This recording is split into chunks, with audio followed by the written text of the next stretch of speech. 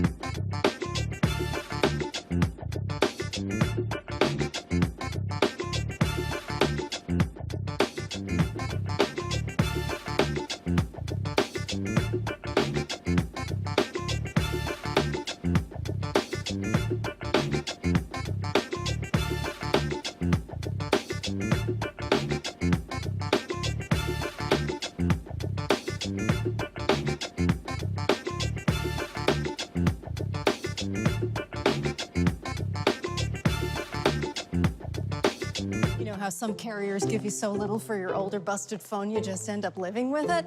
I don't think so. Verizon lets you trade in your broken phone for a shiny new one. You break it, we upgrade it. You dunk it, doggy bone it. Slam it, wham it, strawberry jam it. We upgrade it. Get a 5G phone on us with select plans. Every customer, current, new, or business. Because everyone deserves better. And with plans starting at just $35, better costs less than you think. Today is Thursday, December 16, 2021. Coming up on Roland Martin Unfiltered on the Black Star Network. We're broadcasting live from the College Football Hall of Fame, where they have the Coca-Cola reception and the Disney showcase for Jackson State and South Carolina State playing in the 2021 Cricket Wireless Celebration Bowl. We'll be talking to the president of the universities. In addition, we'll be also covering news of the day, talking about America surpassing 800,000 COVID deaths and why are they banning travel to African nations. We'll talk with the ambassador to the United States from Botswana. Also, Derek Chauvin pleads guilty to federal civil rights charges in the death of George Floyd. And a black sheriff in South Carolina has been indicted for the tasing of an inmate. It's a whole lot we're covering today. In addition, the passing of author and feminist Bell Hooks. Folks, it is time to bring the funk. I'm Roland Martin Unfiltered on the Black Star Network. Let's go. He's got it. Whatever the miss, he's on it. Whatever it is, he's got the scoop, the fact, the find. And when it breaks, he's right on time and it's rolling. Best believe he's knowing. Putting it down from sports to news to politics. With entertainment just for kicks, he's rolling. It's on go, roll, roll, y'all. It's Roland Martin, yeah. Rolling with Roland now.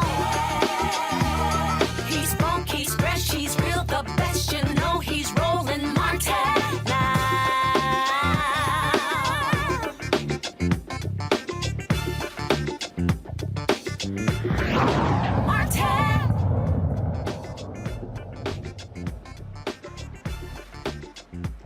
Folks, this is a live look at the College Football Hall of Fame here in Atlanta, where we already had the 2021 Cricket Wireless Celebration Bowl pitting Jackson State, the winner of the SWAC Conference, versus South Carolina State, winner of the MEAC Conference. The game is on Saturday. Festivities began on yesterday, and here Coca-Cola will be holding their reception and Disney will be holding event as well. We'll be talking to a variety of folks here about what's going on, including Athletic Director of Jackson State. We'll be talking with the president of the university as well as various South Carolina State officials. But first, we want to talk about what's happening around this country. 800,000 Americans have passed away due to COVID. We now have a new strain, Omicron, that is actually speeding all across the world. And the United States made a decision to ban travel from 7 African nations. Now, here's the problem with that.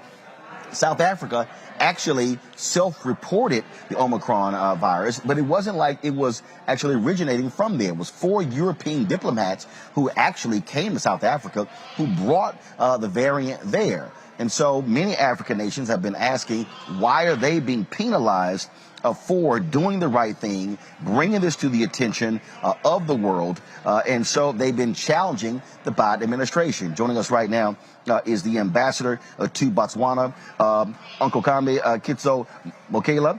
He is the ambassador to the United States, again, from Botswana. Hope I pronounced the name correct. You're doing well. I can live with that. That's okay. Good.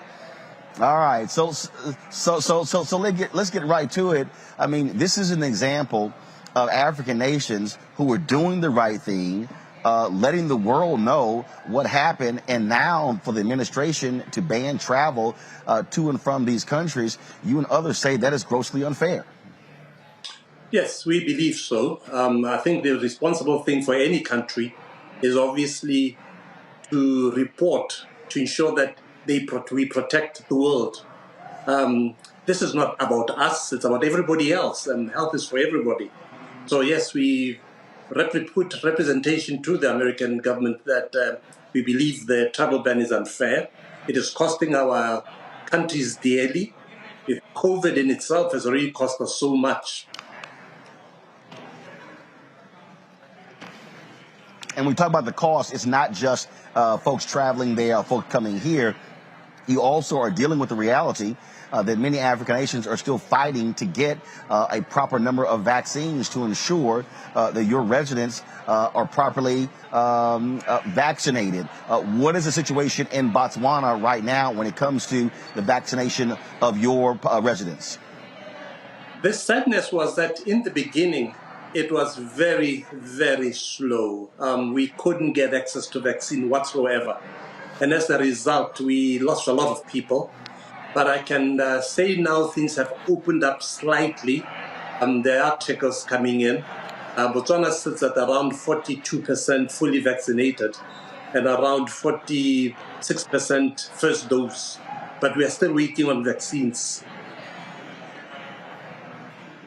And when it comes to, as it relates to this Omicron variant, what are you doing to stem the tide?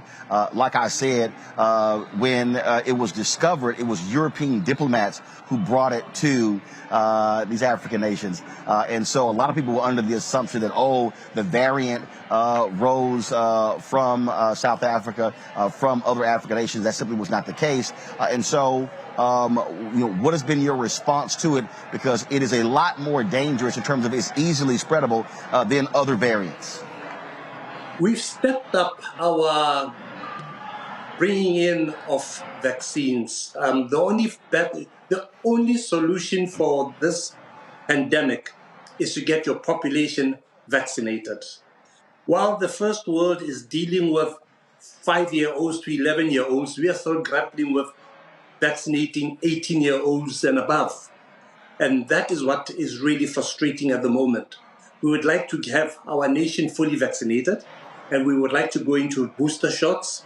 We would like to go into 12 to 18-year-olds, and we would also like to go down to 5 to 11-year-olds. So it's all a question of trying to play catch up with vaccines. And so what is happening with the United States? What are your continuing conversations with the Biden administration and the White House and Congress to get this travel ban lifted? It was, of course, announced on November 26th when this proclamation suspending entry to immigrants and non-immigrants who were at risk of transmitting coronavirus. And so how are those conversations continuing?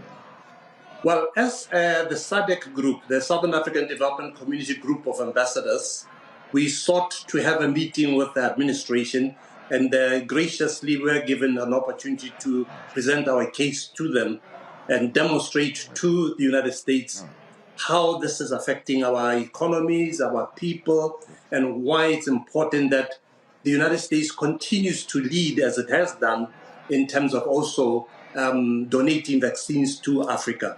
So they have been done a lot in terms of donating, but obviously Africa is a very big continent and very behind in terms of vaccinations. So there are conversations around, please give us access, that's one. 2, give us the intellectual property so we can do manufacturing on the continent itself and develop capacity of our own people to continue to do science and research.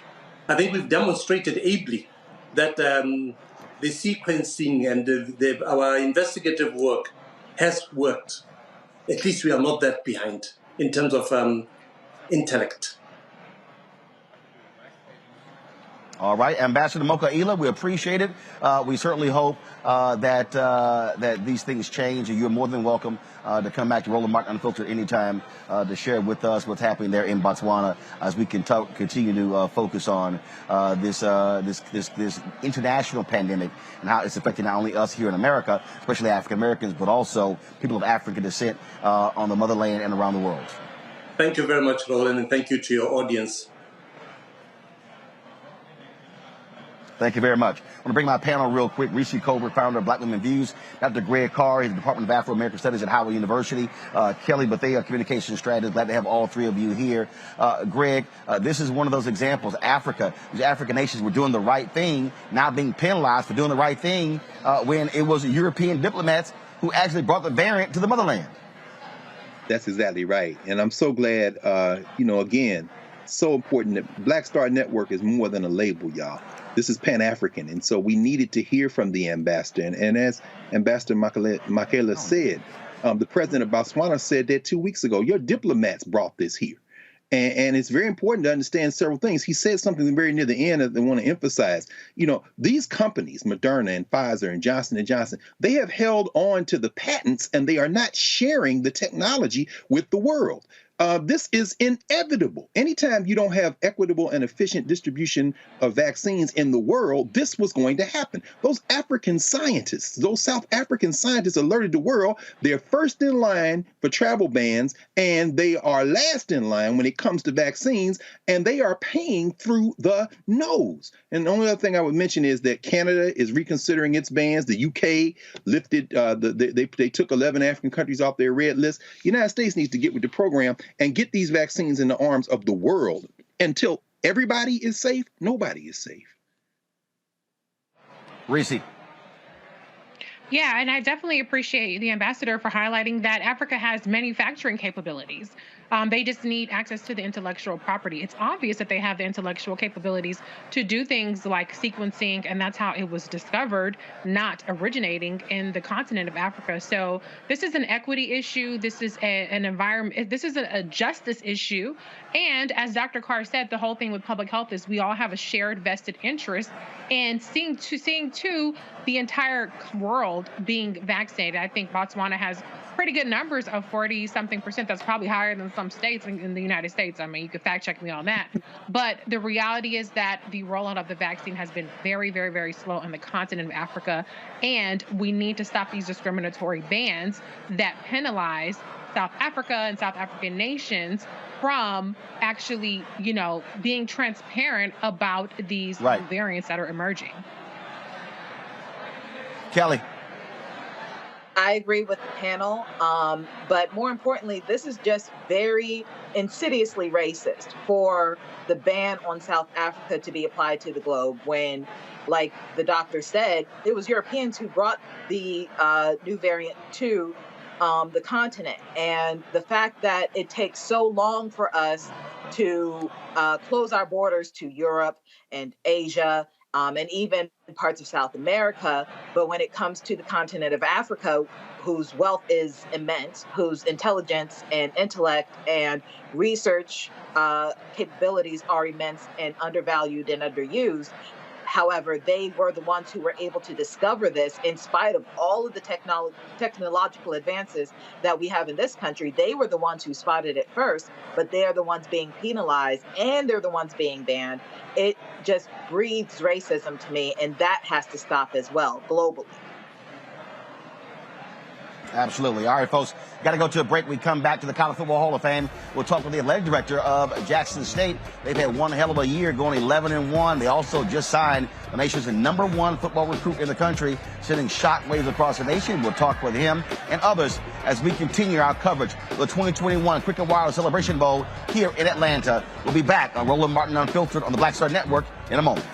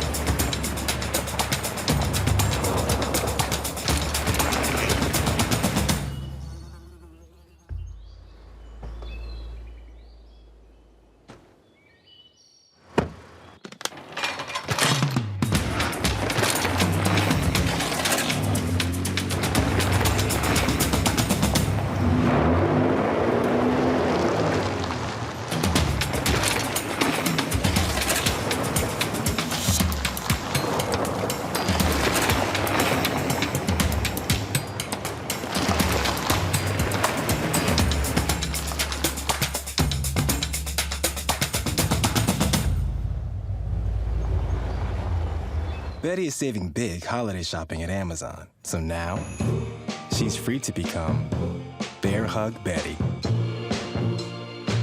Settle in, kids. You'll be there a while. Ooh, where you going?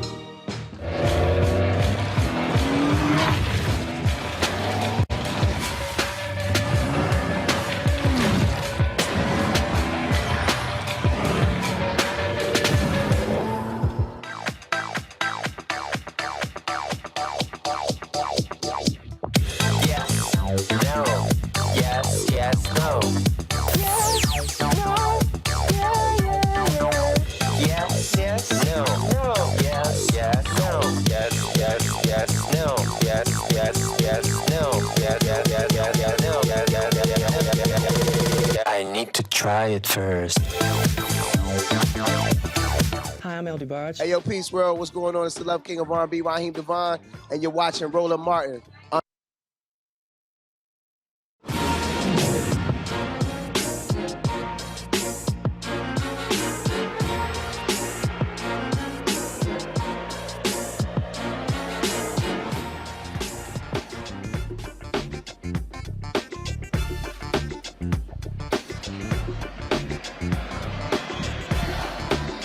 Folks, we are here at the College Football Hall of Fame in Atlanta, where this reception being sponsored by Coca-Cola, our partners this week, as well as the Disney Showcase, is taking place.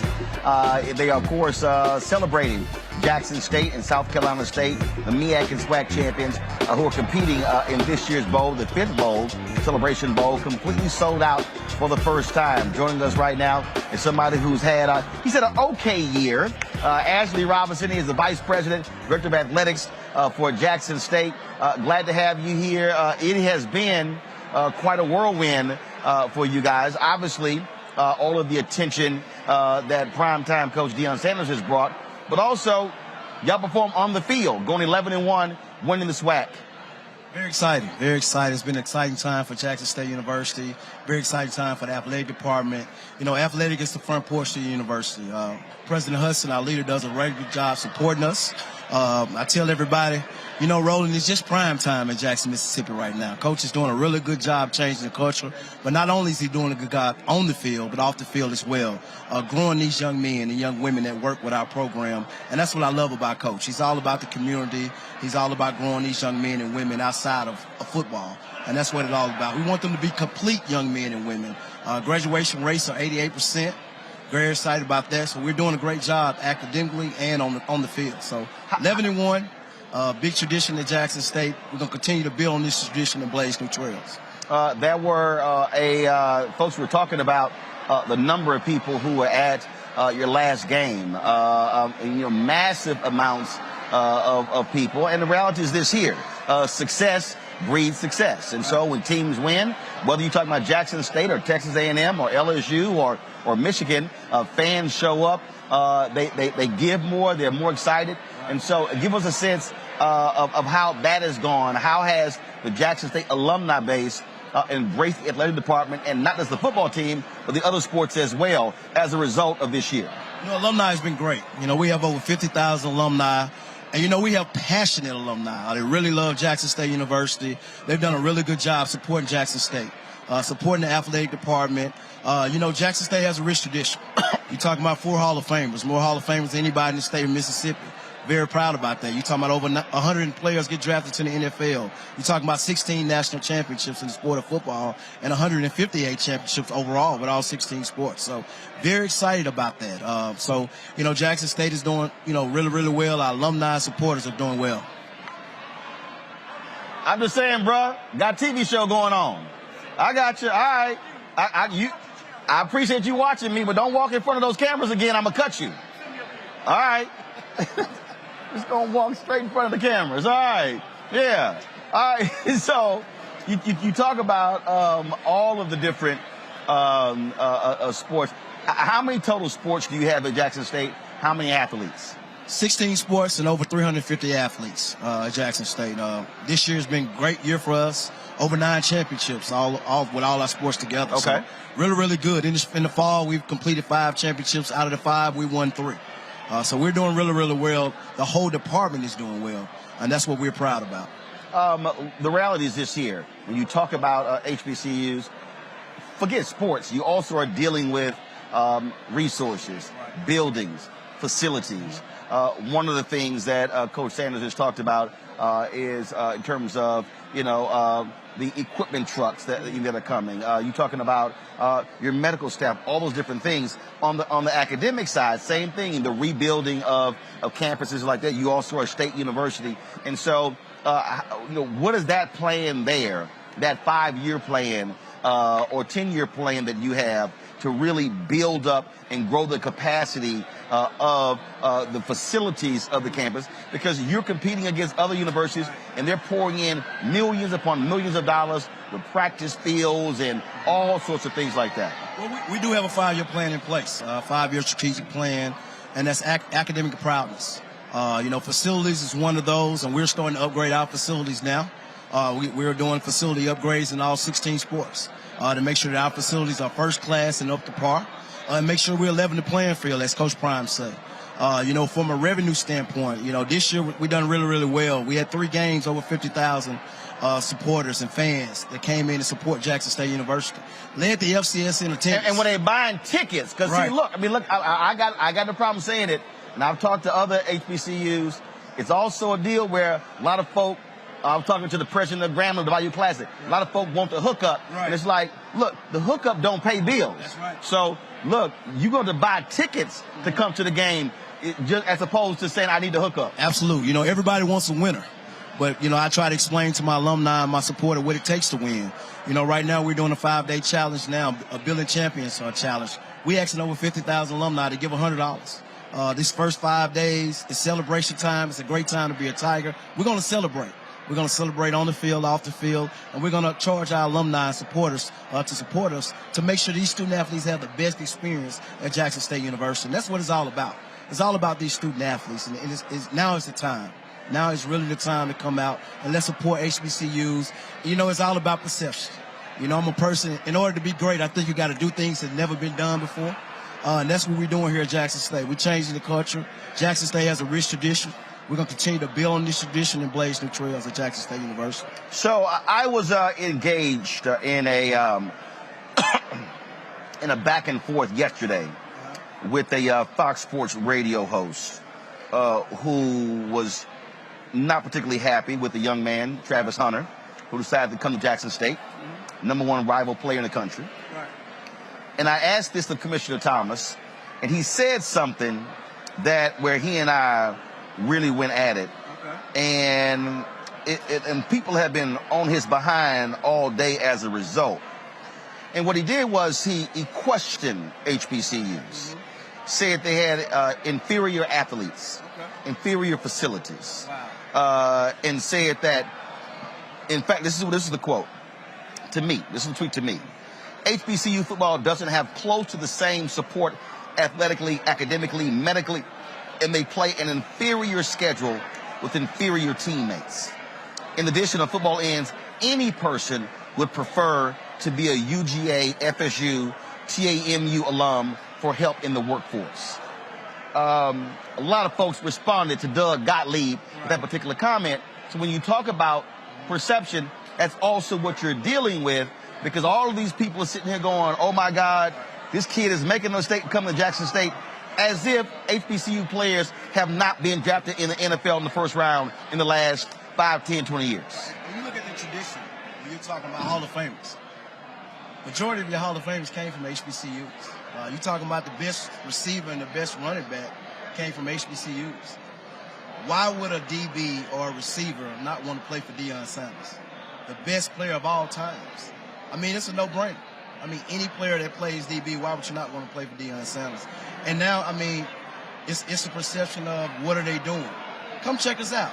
Come support us. Come see what we're doing. But guys like him, first of all, have no concept of HBCUs, because the reality is what you're seeing now, and we've seen this over the last 5 to 10 years, you're seeing on the academic side, you're seeing young folks turn down Harvard, turn down Ivy League schools to go to Howard, to go to Spelman, to go to Morehouse. Look, I was telling the story of my nephew. I'm a Texas A&M graduate. My brother is. My sister is. Her husband is. My wife's sister is. There are 5 Aggies in our family. And so all of my nieces and nephews have grown up in the Texas A&M tradition. He went to Prairie View his first couple of years. He said he wanted to transfer to Texas A&M to get his degree in construction management. And he told his mom, he said, hey, you know what?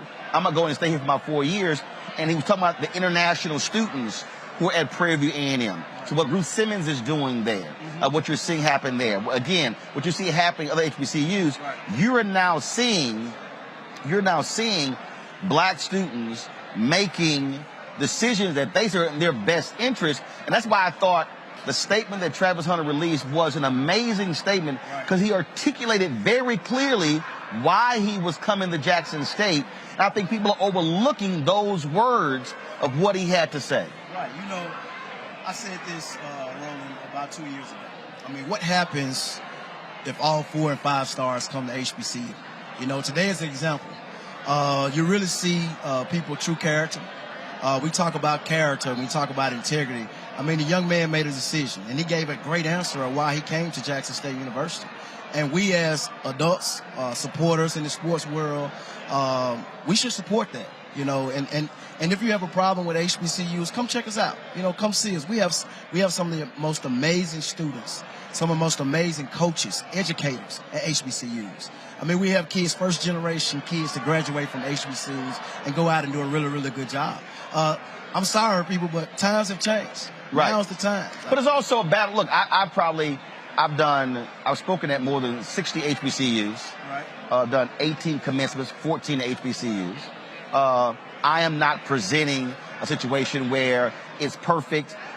It's nirvana. There are issues. You look at Tennessee State, where they have been, according to a state committee, underfunded to the tune of $544 million. The lawsuit we just saw in Maryland, where they had the settlement of $577 million. In fact, in Mississippi, Alvin Chambers led that fight 20 years ago, the biggest HBCU lawsuit for funding as well. So those things continue. But what I do argue, what I say to people, is that the reason we have to pay attention, whether we're HBCUs, for me, black-owned media, and because you have to support the pillars of our community.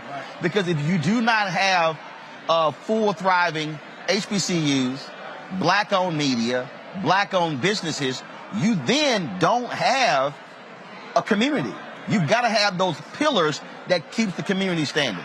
And I agree. You know, for us, it's all about the community. You know, getting out in the community, supporting the community. Most HBCUs are in the community, and they're in the black community, and that's what we do at HBCUs. You know, there's a lot of young men and young women come to HBCUs, and they're the first to graduate in their families. Yep. So you know that's big for them, and they go out and they do really, really well. HBCUs have a special passion. I mean, we're a family environment, and we treat our kids, and we make sure, I tell my kids every day, no, watch what you do every single day, because somebody's watching you, and somebody's taking care of you, and you're not just another person. We teach them about life. When our kids leave HBCUs, they're ready for life. They're ready. They're educated.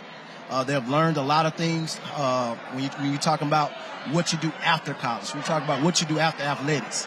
And that's what we're doing at HBC. Let's change the culture. And now's the time. It's an exciting time. And there's more to come, Roland.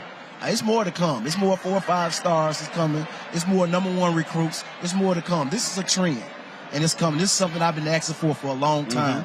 And I'm here to show people it can be done at HBCUs. Well, you see Hugh Jackson just hired at Grambling State. You got Eddie George, the head coach at Tennessee State. My buddy Reggie Theus sat on as athletic director, head basketball coach at Bethune-Cookman. Former NBA baller Kenny Anderson is the head coach at Fisk University. And so all of those things are happening. You're absolutely right. And things are happening on the academic side as well.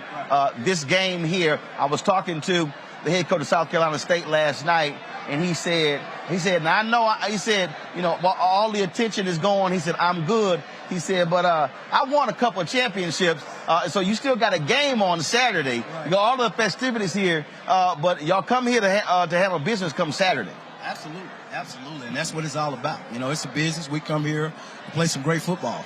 I think both teams have done a really, really good job. Coach at South Carolina State has been there over 20 years. He's a legend. He's done a really, really good job. But I think it's going to be a great game on Saturday. You know, I don't do predictions as much, Roland, but, you know, for me, as long as Jackson State got 1 point more than South Carolina State, I'm okay with that. Well, he did tell me this year. He said that he was one of the folks who fought this bowl game. Right. Because they wanted to go to the FCS playoffs. Right. And he said, damn, I made a mistake. And Commissioner Thomas said this was a 10-year battle to get his commissioners to realize, athletic directors and presidents to realize they weren't making no money in the playoff system, that they needed to come to this bowl game. And the payout for Jackson State and the conferences exceeds more than $1 million for this bowl game. Right. Absolutely. And then the experience. You know, I'm all about the student athletes experience. You know, they've done a really, ESPN, the executive director, John Grant, has done a really, really good job of this bowl experience for these student athletes. I mean, this is big. This is huge. You know, Commissioner Thomas has fought this fight. You know, he's retired.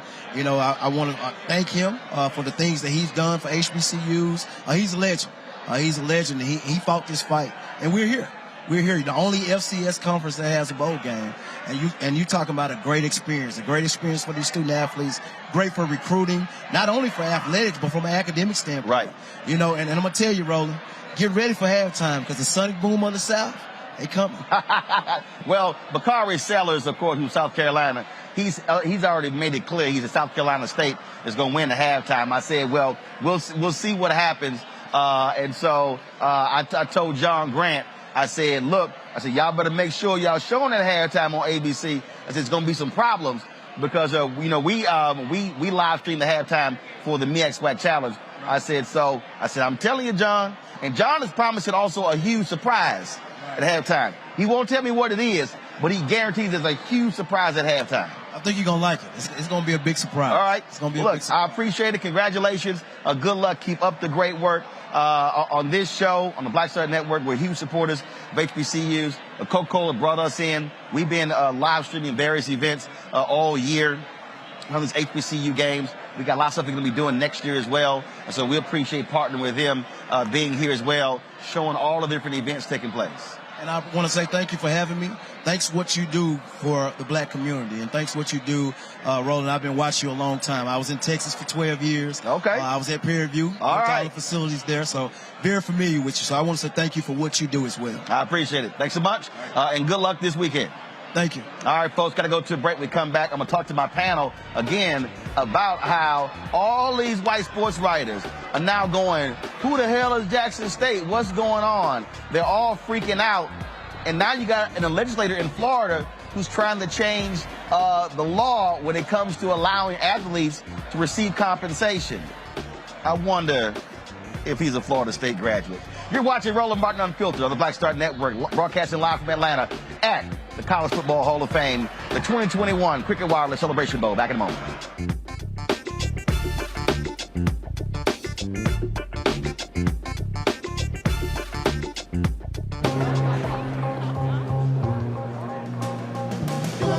Are the stars out tonight?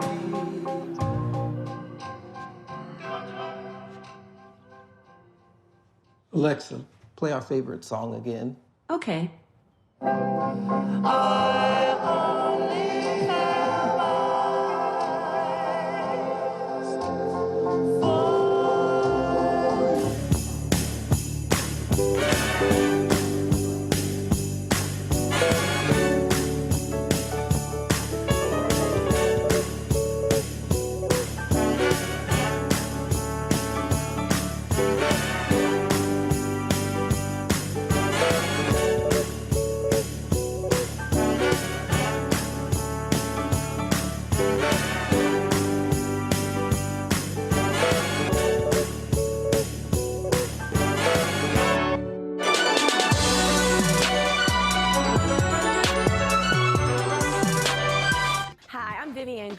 Hey everybody, this is your man Fred Hammond, and you're watching Roland Martin, my man, Unfiltered.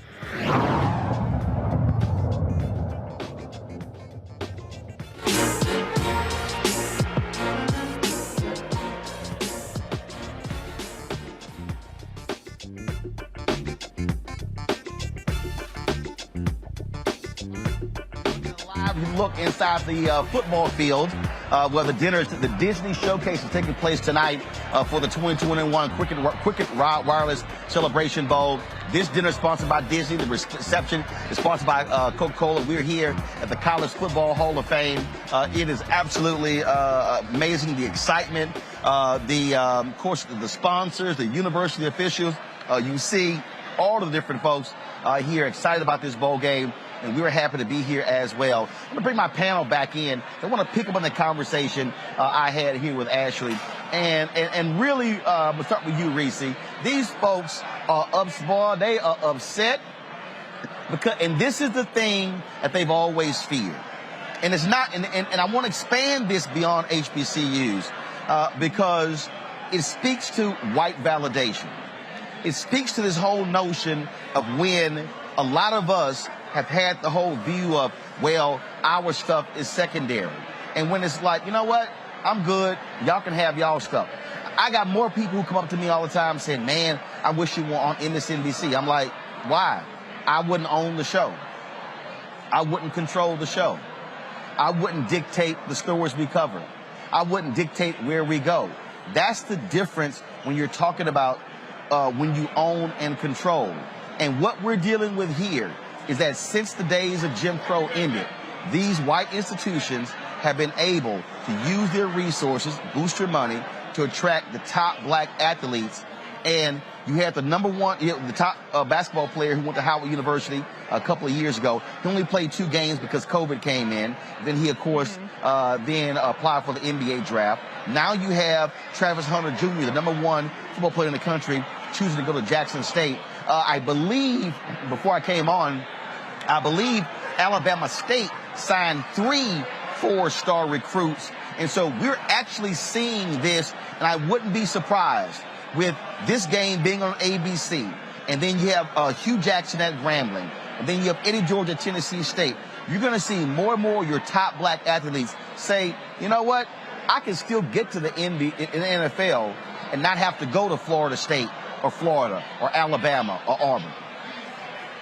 You know, it's interesting because white people have already tired of this racial reckoning, but black folks have, and we're seeing that with these decisions like the one that Travis Hunter Jr. has made. And there's a glitch in the matrix. They like malfunction, like, what is this? You mean the white gaze isn't all being? You mean our money isn't all being? You mean that there's a deeper tie, a familial tie, a cultural tie, a racial tie that is more appealing than just being out on the fields, tilling the fields essentially for these super rich white schools? They don't know how to react, and so their way of reacting to it is to lash out and to try to denigrate and try to minimize.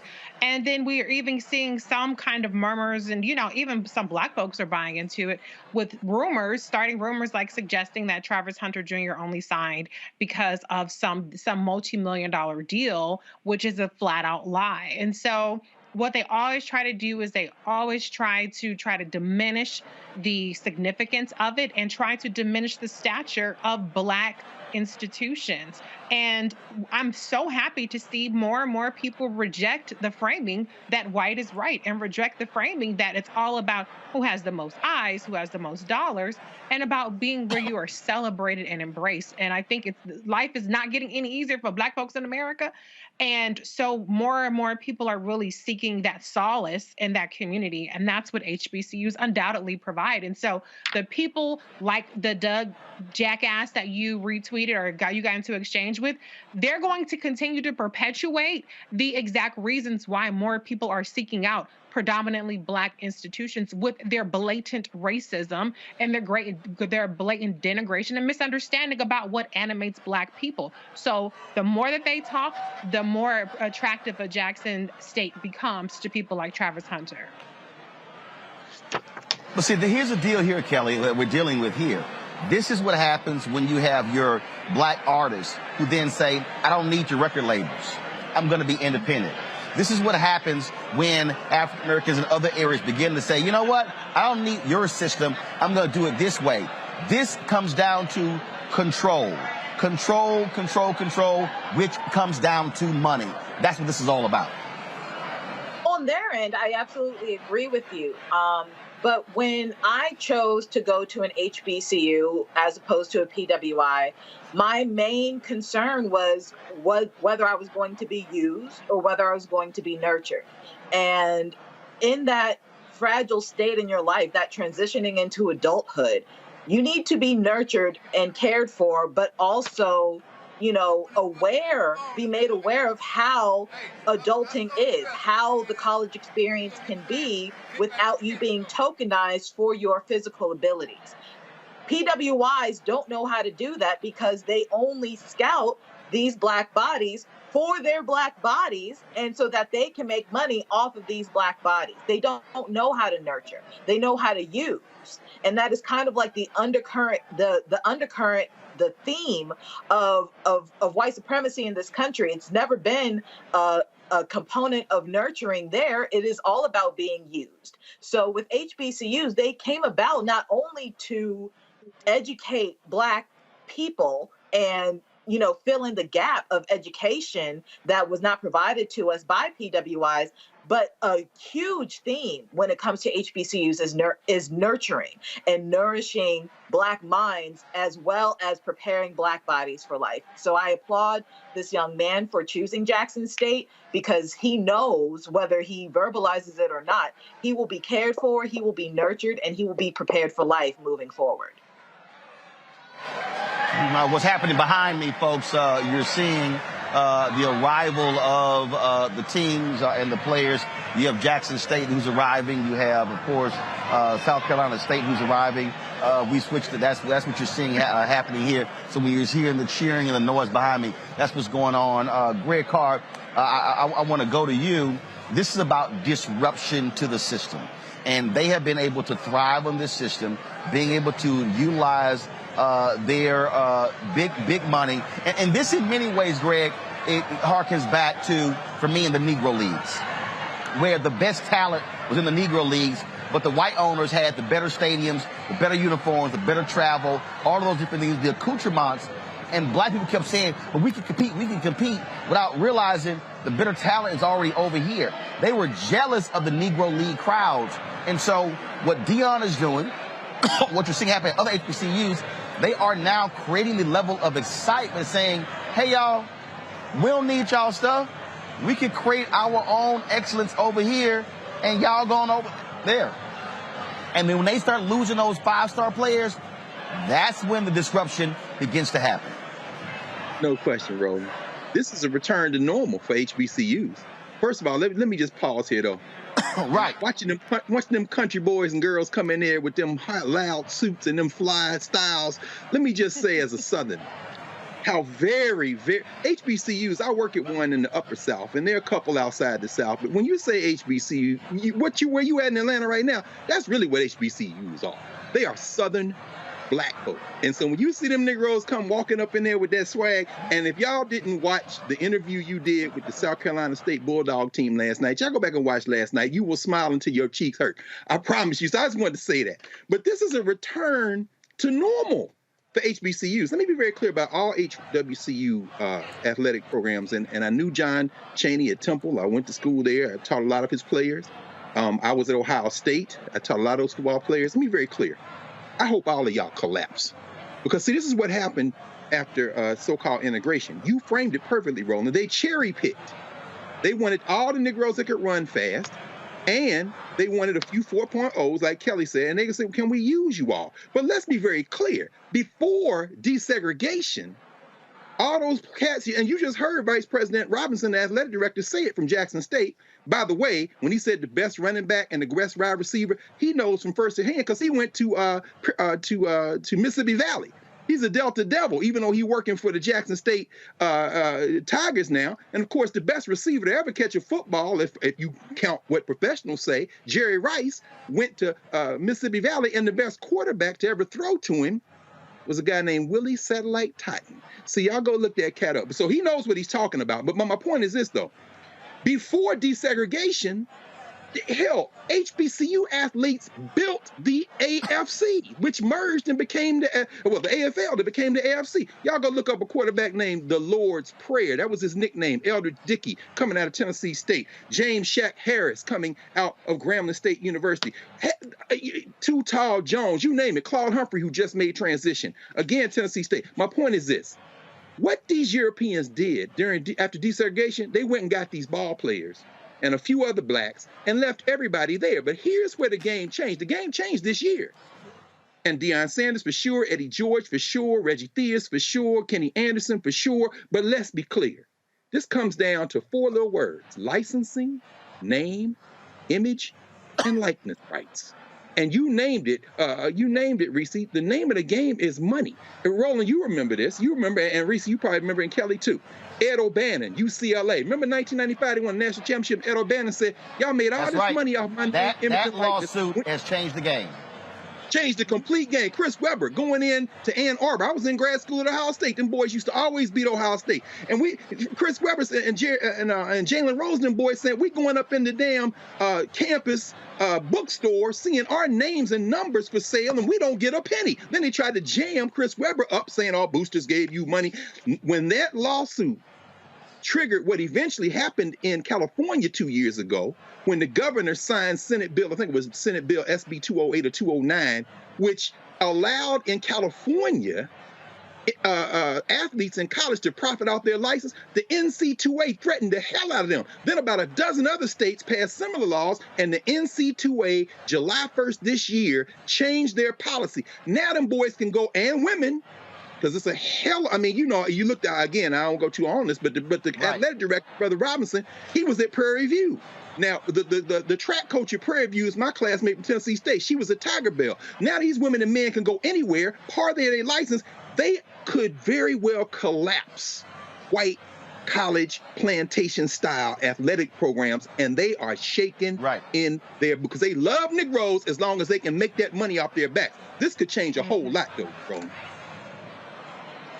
Indeed, indeed. Folks, got to go to a break. When we come back, we'll talk with the president of Jackson State University as we are broadcasting live here in Atlanta from the College Football Hall of Fame for the 2021 Cricket Wireless Celebration Bowl. Jackson State versus South Carolina State. You're watching Roland Martin Unfiltered on the Black Star Network. Back in a moment.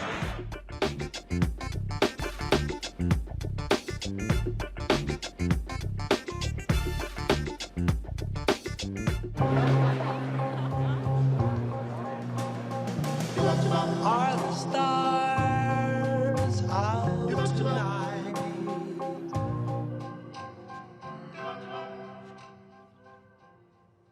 Alexa, play our favorite song again. Okay. I only have eyes for you.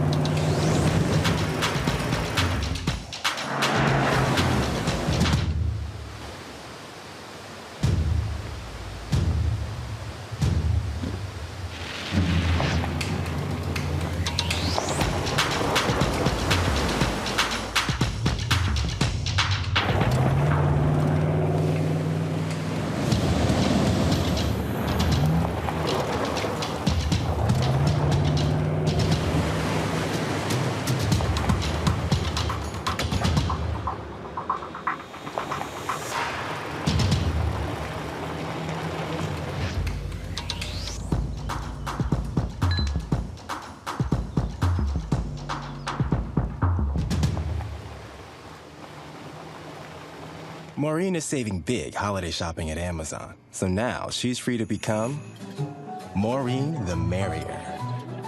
Food is her love language, and she really loves her grandson. Like, really loves. Yo, it's your man Deion Cole from Blackish, and you're watching Roland Martin Unfiltered. Stay woke.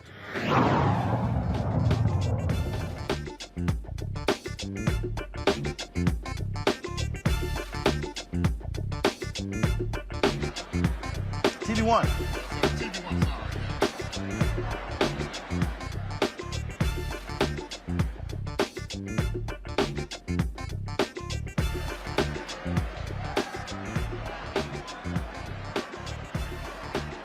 folks, what you're looking at right now is a live look inside. Now go back to the shot, please.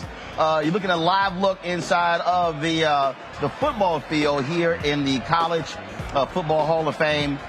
Disney Showcase dinner for the players participating in this game, Jackson State and South Carolina State.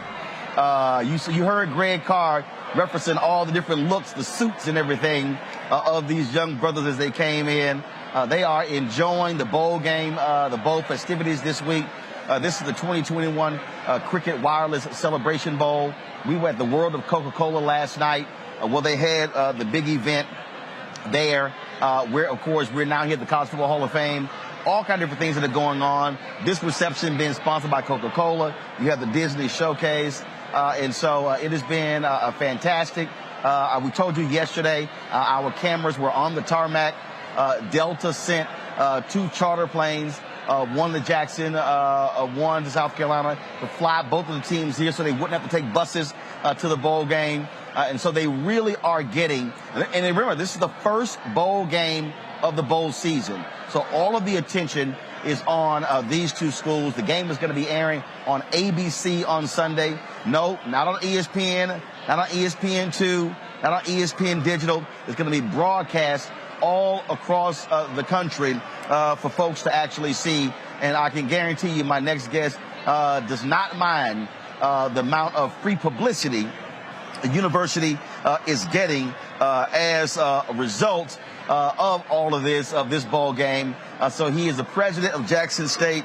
Glad to have Thomas Hudson with us. Doc, how you doing? Doing great. How about yourself? Doing good. So you got to feel good, obviously. 11-1 season, all of the attention at your university has been getting with Deion Sanders as your head coach. You guys just signed the #1 recruit in the country. But just your thoughts about what it means for these young men just to experience all of this. A lot of them first time flying on planes. I was talking to them. First time flying on planes. First time really being able to be sort of in this atmosphere. Well, look, it's wonderful when we can offer these opportunities to our student athletes. And I always want to remind people that these are student athletes. They just came off finals last week. Some of the kids were able to graduate last week. So just a wonderful opportunity to be able to provide them with this experience. And it's a result of their hard work. You know, from the university's point of view, these are our ambassadors. These are the kids that you see on the field. They're doing the work on and off the field, and we just couldn't be proud of what they're doing. It's also great to see them. I mean, here you got young men who are 18, 19, 20, right. 21. But many of them were like kids in the candy store last night at Coca-Cola. Right. I mean, you know, just enjoying all of this, just being able to see all of this. And the reality is, look, there's only one FCS That's right. Bowl game. Right. You know, you have the playoff system as well. And so, you know, the SWAC and the MEAC gets to experience something that no other HBCUs get a chance to. Exactly right. And it's really an advantage for those conferences and for HBCUs in general to be able to have this type of atmosphere. You know, for years, Jackson State played in the playoffs. We did not get this type of atmosphere. They would ship us to parts unknown, places Y'all where be like in North Dakota or something like that. Where our fans can turn. You hear the cheers of our players coming in, guys looking good. And it's just a wonderful, wonderful opportunity for our student athletes. And again, it's a result of their hard work. They are the reason we are here, and we couldn't be prouder of them. Of course, you got your coach. You got your coach Brian, who's wheeling in Coach Sanders. Perfect timing. Perfect timing. That's right. Let's see if we can get on the wheel over here. If we can get on the wheel over here, since we're live, sitting here with the. He said he can't interrupt us. Of course, we're sitting here as they're all coming in, you know, for the dinner here. Let's also talk about what's happening off the field for Jackson State in terms of, you know, what are you seeing on the enrollment side, on the academic side, are you seeing students who also now look at the university for academics? Well, what you're really seeing is the elevation of Jackson State University, elevation of our brand, our name. You see us everywhere doing positive things. On the enrollment side, you're seeing the elevation and an uptick in enrollment. Just before coming here, I was at a student event over at Charles Drew High School. A large number of students, about 30, who were on the spot admitted to the university. Just that increased interest, and of course with the university, our academic programs, and it really starts there. My first event on Wednesday was a signing of an MOU with Morris Brown. As you know, the Morris Brown story, they're on the way back, reaccredited. We're actually a part of that success by offering them entree into our graduate programs, our master's, specialist, and doctoral programs.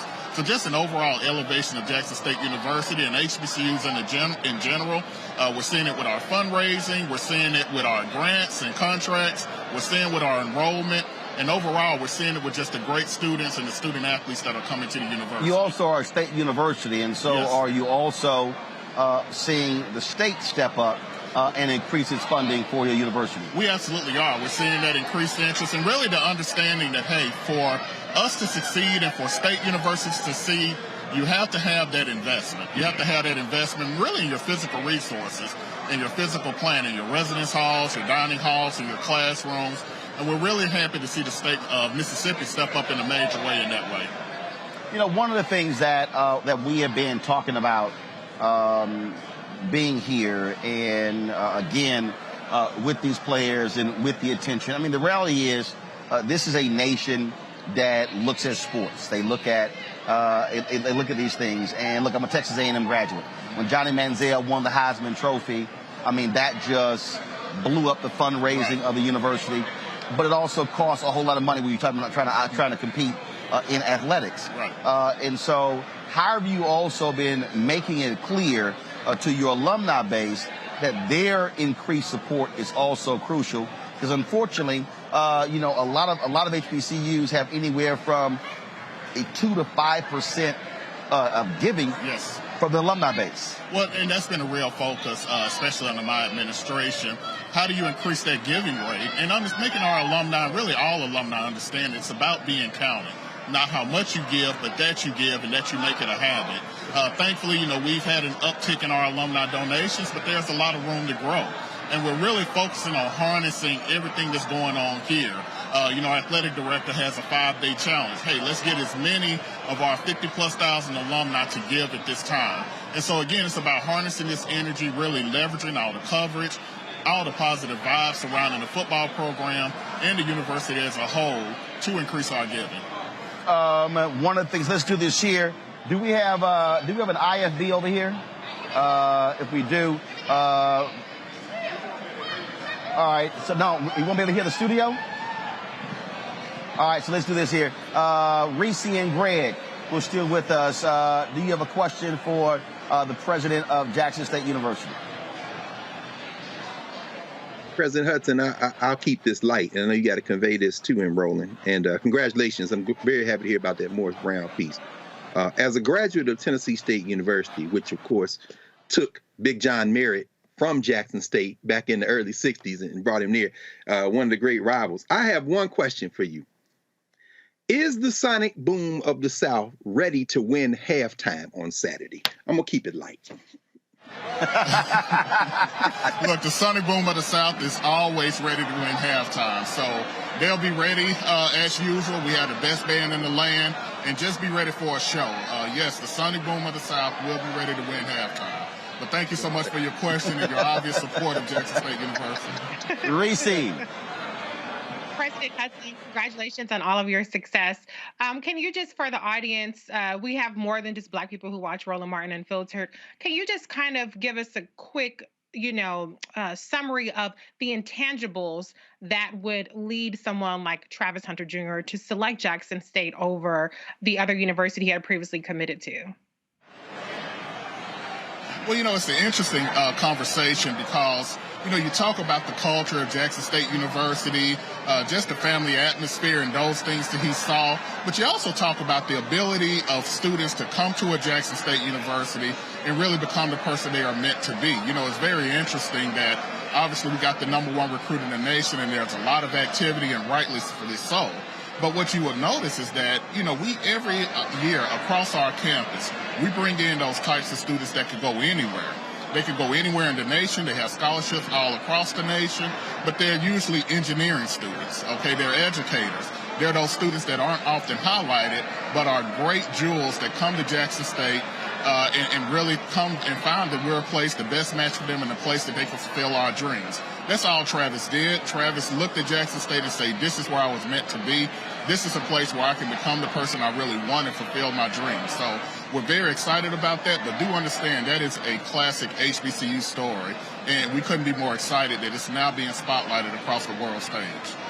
I got to ask you this here. The news came down today that Shedeur Sanders becomes the first HBCU player to win the Jerry Rice Award, named after the best player in the FCS. Right. So more good news for Jackson State. Oh, excellent news for Jackson State. Kind of ironic that the first HBCU player of the Jerry Rice Award just happened this year, but just goes to show that, again, the notice. It's about, writers vote on that award. It's about the notice. It's about the exposure, people seeing the great things that are happening, and, again, it's an exciting time. Well, we certainly are glad to be here. We've been partnering with Coca-Cola all year, attending various HBCU games, shedding light on what's going on, not just what's happening on the field, but also what's happening academically. We're here for the MEAC-SWAC Challenge in August, and so at the Bayou Classic, certainly glad to be here as well. And so looking forward to the festivities tonight. Of course, it's a big schedule tomorrow as well for these players. And then again, the game that is on Saturday. And so looking forward to that. Mr. President, thank you so very much. Good luck in what y'all are doing. And look forward to being back.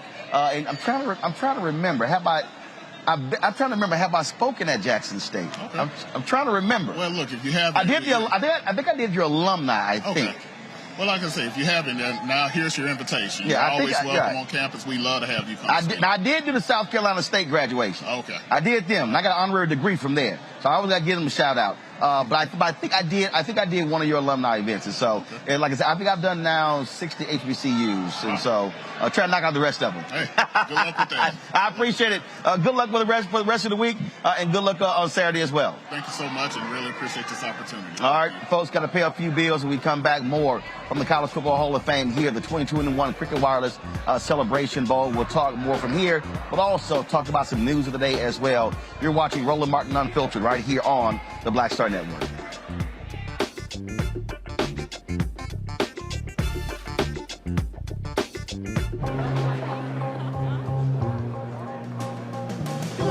Are the stars out tonight?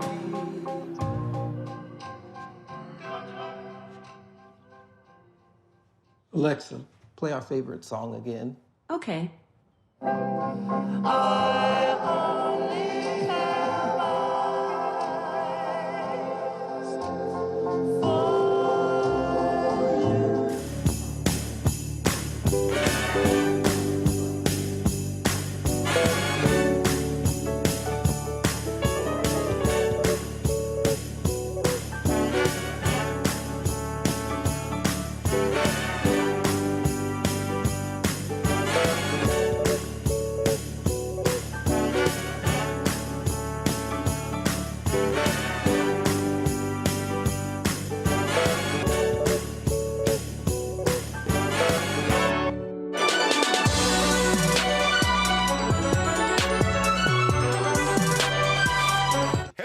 I'm Godfrey, and you're watching Roland Martin Unfiltered. And while he's doing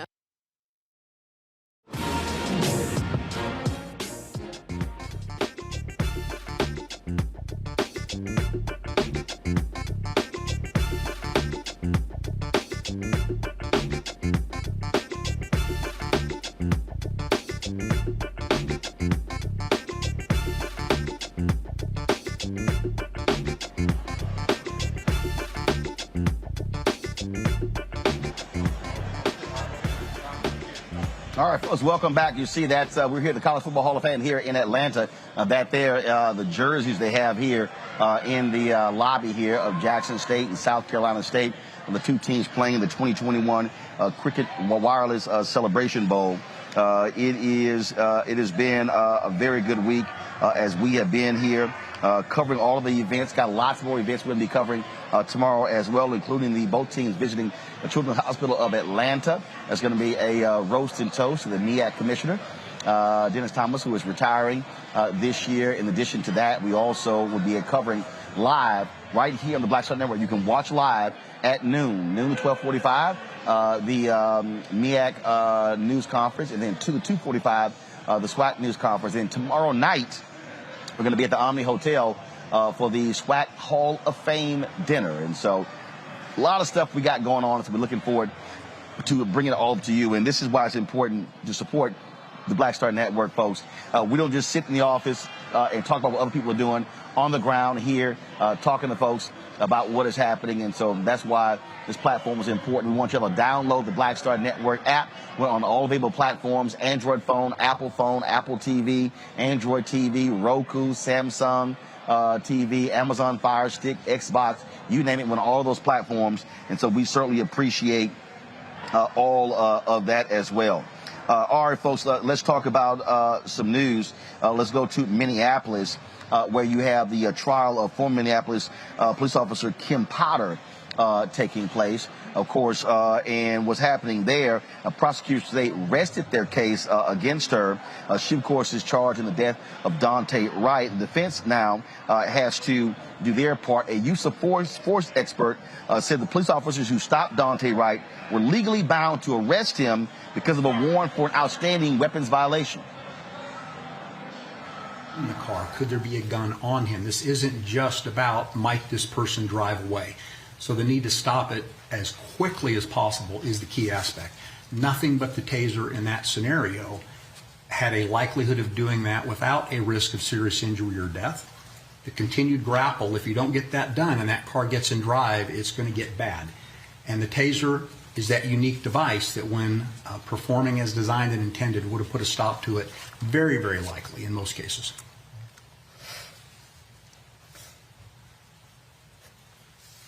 Did you change your opinion as to whether her perceived use was consistent with the standards you've described after watching the videos of Lucky and Johnson et al.?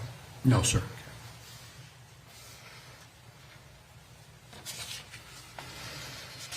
What you didn't see in your initial review of the case was Johnson's testimony. Is that correct? That's correct, sir. I saw that last week, I believe. And he was the fellow who was reaching in to stop the car from getting into gear. On the passenger side, yes, sir. Was he at risk of great bodily harm or death if he had not gotten out of that car as quickly as he did? Had the vehicle been put into drive, beyond question. Yesterday, the father of Dante Wright took the stand as a character witness for his son. Take a minute if you need one. Picture of me and Dante. You see how, I was holding him. See how his arm, we had a close relationship. He was me and my wife's first child. And was this picture at your home? Yes.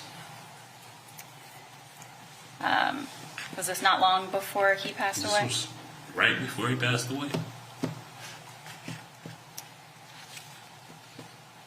If we could put on the screen Exhibit 3, please. That's already been admitted.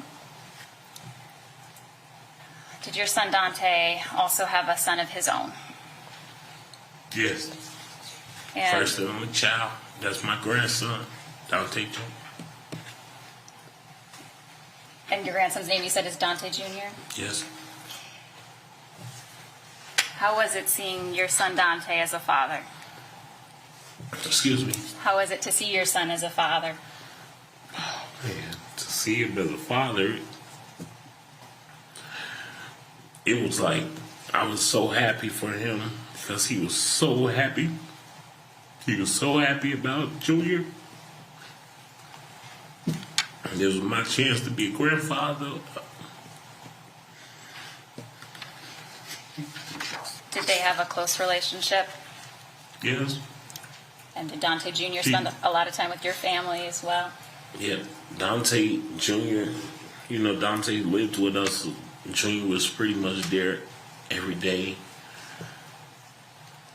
And he loved his son. And do you love your son, Dante, a lot as well? A lot. I love Dante. He was loved. Do you miss him? I miss him a lot, every day. Thank you, Your Honor. Kim Potter is expected to take the stand as well to testify in her case. And so we'll be covering that. We're, of course, providing a live stream of these cases as well. Folks, today at the White House, the first African-American who received the Medal of Honor since 9/11 took place. President Joe Biden today awarded the Medal of Honor to a young man who did an amazing job. His name is Alwyn Cash. When they were in Iraq, you might remember the story here where Alwyn Cash saved a number of his fellow members of the military. He was, and this is, I'm just going to read for you. This is the lead from the Philadelphia Tribune. Staff Sergeant Douglas Dodge was dazed and sick to his stomach, still in shock after a roadside bomb blast slammed him and other soldiers against the ceiling of their 27-ton armored vehicle. He had regained consciousness and forced his way to safety, but his friends were still inside, screaming and on fire. Sergeant First Class Alwyn Cash, who had been riding in the front of the Bradley fighting vehicle, appeared out of the darkness. He was wearing a helmet, body armor, and boots, but little else. His camouflage uniform, sopped in fuel, had begun to melt away. What he then did was reach into this burning vehicle on 6 different occasions to rescue those who were trapped inside on October 17, 2005. He died at a Texas burn center, and today, his wife Tamara received the Medal of Honor, the highest honor any member of the military can receive from President Joe Biden in a White House ceremony.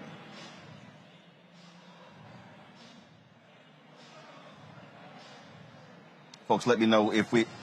All right, let me know if we have that video. This is one of those honors, Greg, that is always solemn because most of the time those who receive the Medal of Honor actually died as a result of their heroic efforts. But what this brother did was certainly worthy of recognition. Yes, I think he was initially nominated for the Silver Star, but his commanders lobbied hard to upgrade that to the Medal of Honor. Let me be very clear. War is not the answer. That boy should never been over there, and neither should any of the rest of his comrades. But once they were deployed following orders, and like you said, in October 2005, he rescued his friends, he rescued his fellow soldiers, and he paid for it with his life. He was 35 when he passed. And so when they find the footage and show, we'll see his widow receiving that medal, a Florida boy who enlisted, I think, in maybe 1989, 1990, and was deployed again in an overseas adventure that has cost this country trillions of dollars. Ultimately, they could have gone for other things. But when called on, he served. And if they're going to give these medals out, then damn it, they better give it out. And it's crazy that he is the first in the history of African people in the U.S. military. And we fought on both sides in many wars, beginning with the so-called revolution. We fought actually against George Washington's army because we didn't give a damn who won. We just trying to get free. But in the first time of blacks serving in the military, for him to be the first service person of African descent to get that Medal of Honor, what does that say about the United States military? As many black bodies have been strewn around this country, around the world rather, in service of the American military. Here is some of what today's ceremony from the White House. Each of you know what it means to stare down danger and summon the strength in the moment of trial.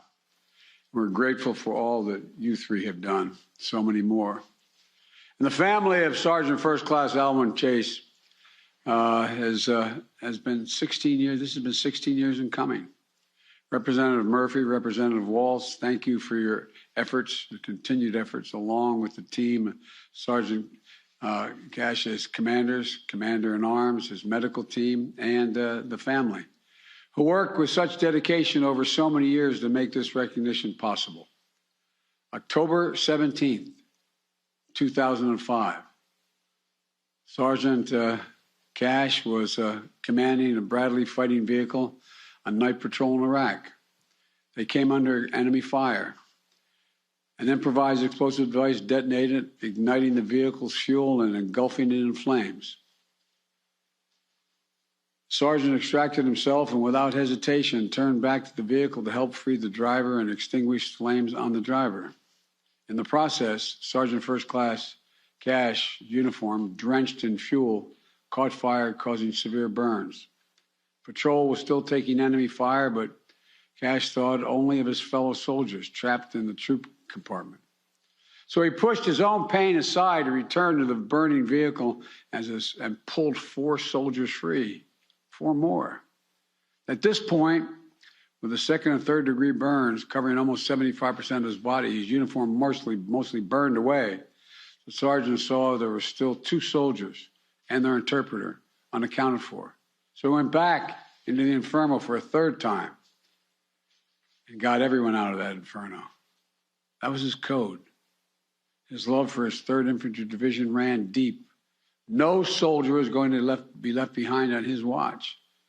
When helicopters began to arrive, he insisted that his troops be evacuated before he would go. Later, at Brooke Army Medical Center in Texas, where he and other members of his team were taken for treatment, when he regained the ability to speak, his first thoughts were for his units. He asked, first thing, how are my boys? How are my boys? Alwyn Cash was a soldier, a warrior who literally walked through fire for his troops. Sergeant succumbed to his injuries in November 8, 2005, surrounded by those he loved and loved him. He was a hero. He was a beloved son and brother, a proud husband and a father of 3 children. Sergeant Cash and his family gave everything for our country. Their devotion to his memory, their years working to make sure that his courage and selflessness were properly documented and honored, is a testament to the love he inspired and the legacy he left behind. Sergeant First Class Cash is now the 7th individual to receive a Medal of Honor for his actions in Operation Iraqi Freedom, and the first African American to receive it since the Vietnam War. And Tamara, Alexis, Cassano, I'm so honored to award your husband, your dad, your brother, the recognition that he earned. I know it's tough. As honored as you are, it's got to be tough to be here today. He'll be remembered. He'll be remembered forever. Sergeant First Class Christopher Solis was an Army Ranger through and through with 175. The Rangers lead the way. On July 12th, 2018, nearing the end of the 5th deployment, Sergeant Solis was leading an operation in the Patika province of Afghanistan, not a very friendly place, to clear the area of enemy forces. Attacked and pinned down by a large force, the sergeant exposed himself to the enemy fire in order to retrieve a heavy weapon system that allowed his team to fight back and reach the secure location. During the firefight, a member of his team was critically wounded as they called for medical evacuation. But as the rescue helicopter arrived and began taking fire as well, the sergeant knew it was critical to get his wounded teammate loaded and treated. So he once again, knowingly and willingly, stepped into the enemy's crosshairs. Sergeant Solis used his body as a shield for the aircraft and his crew against the heavy incoming fire. The helicopter began to take off, and he put himself directly between the cockpit and the enemy, ensuring the aircraft could depart and sustaining what would prove to be a mortal wound. He knew he was hit, but he waved for the aircrew to depart without him. In the face of extreme danger, he placed the safety of his team and his crew above his own. I can offer no better encapsulation than the words of the U.S. Army ambulance pilot in command that day. He said, quote, "Courage to me is putting your life on the line to save the life of another, as demonstrated by Sergeant First Class Chris Solis, who died protecting my crew, end of quote. Christopher Solis was courage made flesh. Today, we add his name to the elite vanguard of American warriors who generation after generation have strengthened and inspired our nation with their unwavering bravery and service. His legacy lives on. The lives he saved, the teammates he mentored, and the memories he made with his beloved wife, Katie, and especially in their precious daughter, Shannon. Thank you for sharing your dad with our country, Shannon. We'll never forget the debt that we owe you and your whole family. August 28, 2013, then Staff Sergeant Earl Pumley was snapping a quick photo with members of his unit at Forward Operation Base Ghazni in Afghanistan. Then insurgents turned out detonated a 400-pound car bomb that blew open a 60-foot wide breach in the perimeter. Folks, the first African American awarded the Congressional Medal of Honor, the Presidential Medal of Honor since Vietnam. You're watching Roland Martin Unfiltered on the Black Star Network.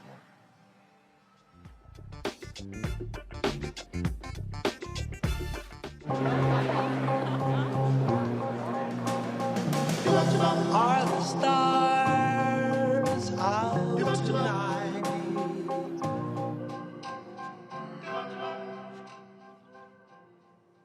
Alexa, play our favorite song again. Okay. I only have eyes for you.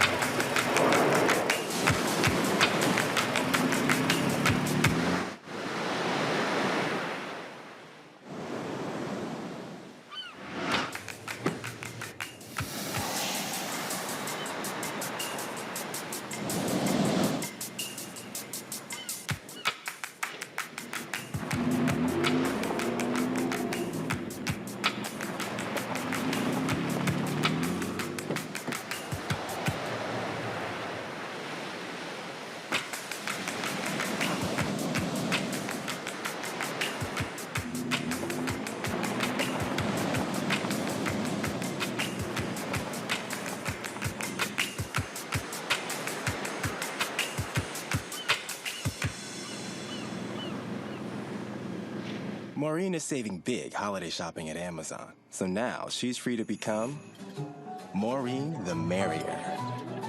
Food is her love language, and she really loves her grandson. Like, really loves. Hey, I'm Cupid, the maker of the Cupid Shuffle and the Wham Dance. What's going on? This is Tobias Trevelyan.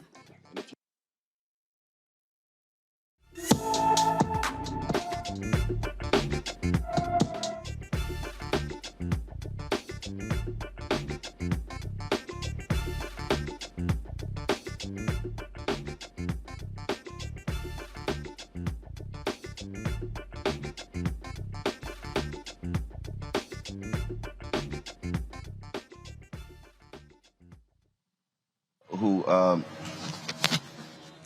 every day. All right, can y'all hear me? Thank you. Now you got me. All right, folks. Every day we focus on someone who is black and missing. Christopher Demetrius Grasty hasn't been seen since October 20th after leaving Cape Fear Medical Center in Fayetteville, North Carolina. The 36-year-old is 6 feet tall, weighs 190 pounds, with black blonde hair and brown eyes. He has 2 tattoos, the names Nasty Grasty and Love Me or Leave Me Alone on his neck. He is believed to be suffering from dementia or some other cognitive impairment. Anyone with information should call the Fayetteville Police Department at 910-433-1529, 910-433-1529. Voting rights continues to be a significant issue as civil rights activists press President Joe Biden and the Senate Democrats to do something to pass the For the People Act and the John Lewis Act to stop the voter suppression laws being passed by Republicans all across the country. Senator Chuck Schumer insists Democrats will get this done before the 2022 election. Continue working to bring the Senate to a position where we can move forward on Build Back Better. Senate Democrats have spent the past few weeks engaged in a separate discussion on addressing another critical and urgent priority, protecting the right to vote and safeguarding our elections. Yesterday, I joined with a number of my colleagues in detailed conversations about how the Senate will get voting rights done in time for the 2022 elections, including advancing the Freedom to Vote Act and the John Lewis Voting Rights Act. In state after state, Republican-led legislatures are approving the most draconian voter registration laws that we've seen since segregation, and they're doing it on an entirely partisan basis. Let me repeat that. Republicans at the state level are passing the most egregious restrictions on voting rights that we have seen since segregation, and they are doing it on an entirely partisan basis. Senate Democrats are working to find a path forward to respond to these attacks by passing legislation like the Freedom to Vote Act and the Voting Rights Advancement Act. Part of that conversation involves finding ways to restore the Senate so it can once again work as it's supposed to, as it has worked for generations before the gridlock of the past decade or so. These conversations are ongoing. The fight to protect voting rights is far from over in the Senate. Just because Republicans will not join us to defend democracy does not mean that the Democrats will stop fighting. This matter is too important not to act, even if it means we must act alone to get the Senate working. Now, Reese, different civil rights activists, they say that they are going to be targeting MLK Day to put pressure on the White House, and I'm going, that's a month. What the hell are y'all doing right now? Black Voters Matter, they've been out there in the streets for all year. Reverend Dr. William J. Barber, the Poor People's Campaign, they've been out there as well. But frankly, and I saw a tweet where Derek Johnson, the president of NAACP, says they look forward to a White House meeting with Joe Biden. No, this is not time for a meeting. This is time to put the kind of pressure on them. You even had Arizona Senator Kristen Sinema, who reasserted that she does not want to get rid of the filibuster to pass voting. Now, keep in mind, they did get rid of the filibuster to increase the debt ceiling, but not to deal with voting. Chuck Schumer's weak as shit. I'm just going to say it because he gets a free pass and all this. They stay up Vice President Kamala Harris' ass. They even stay on Joe Biden's ass. And yet Chuck Schumer sound like he just a regular schmegular senator and not the majority leader. What have you been doing all year? You knew the filibuster was going to be an impediment back when you first became the majority leader, and they damn near filibustered the Senate rules change. So you had to share power with Mitch McConnell, and you couldn't push through Biden and Harris nominees.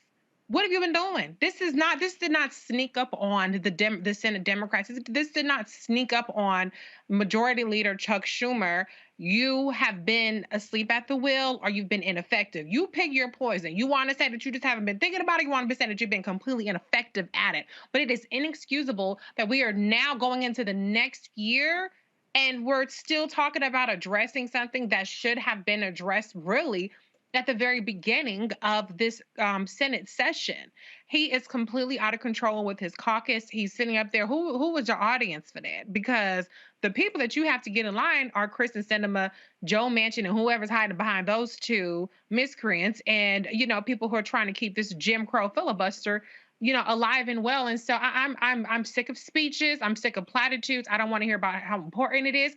I want you to get the shit done. And just like how they raised the debt limit with very little fanfare, they carved out the exception with very little fanfare. Keep that energy and pass some dang voting rights. And I mean, they flip-flopped in the past 24 hours. My head is on a swivel from, oh, we're going to prioritize voting rights over Build Back Better because this has to be done before the end of the year, to, like I said, within 24 hours now saying, well, we'll get it done before the next election. The next election is here, Majority Leader. You already said they're passing bills right now to restrict the vote. In Georgia, one is already passed, for instance. Right. And we are losing the House before one freaking vote is cast because of gerrymandered maps. And so the time for action is long past. figure out a way to twist some arms, crack some skulls, bribe some people, whatever Mitch McConnell does to keep his people in line. Chuck Schumer, you got to figure out how to harness that energy and get your people in line, because this is a must pass, not a nice to have, but a must pass. Before I go to Greg, this is Pastor Raphael Warnock, U.S. Senator from Georgia, speaking on the floor of the U.S. Senate a couple of days ago, talking about bipartisanship. Listen to what he had to say. What about bipartisanship? Isn't that important? I say, of course it is. But here's the thing we must remember. Slavery was bipartisan. Jim Crow segregation was bipartisan. The refusal of women's suffrage was bipartisan. The denial of the basic dignity of members of the LGBTQ community has long been bipartisan. The 3/5 compromise was the creation of a putative national unity at the expense of black people's basic humanity. So when colleagues in this chamber talk to me about bipartisanship, which I believe in, I just have to ask, at whose expense? Who is being asked to foot the bill for this bipartisanship? And is liberty itself the cost? I submit that that's a price too high and a bridge too far. Greg Carr. Yeah, I mean, Senator Warnock, of course, is right. And of course, it doesn't matter. There are no words that are going to change the cosplay coal miner from West Virginia. And there are no words that are going to change the airhead from Arizona.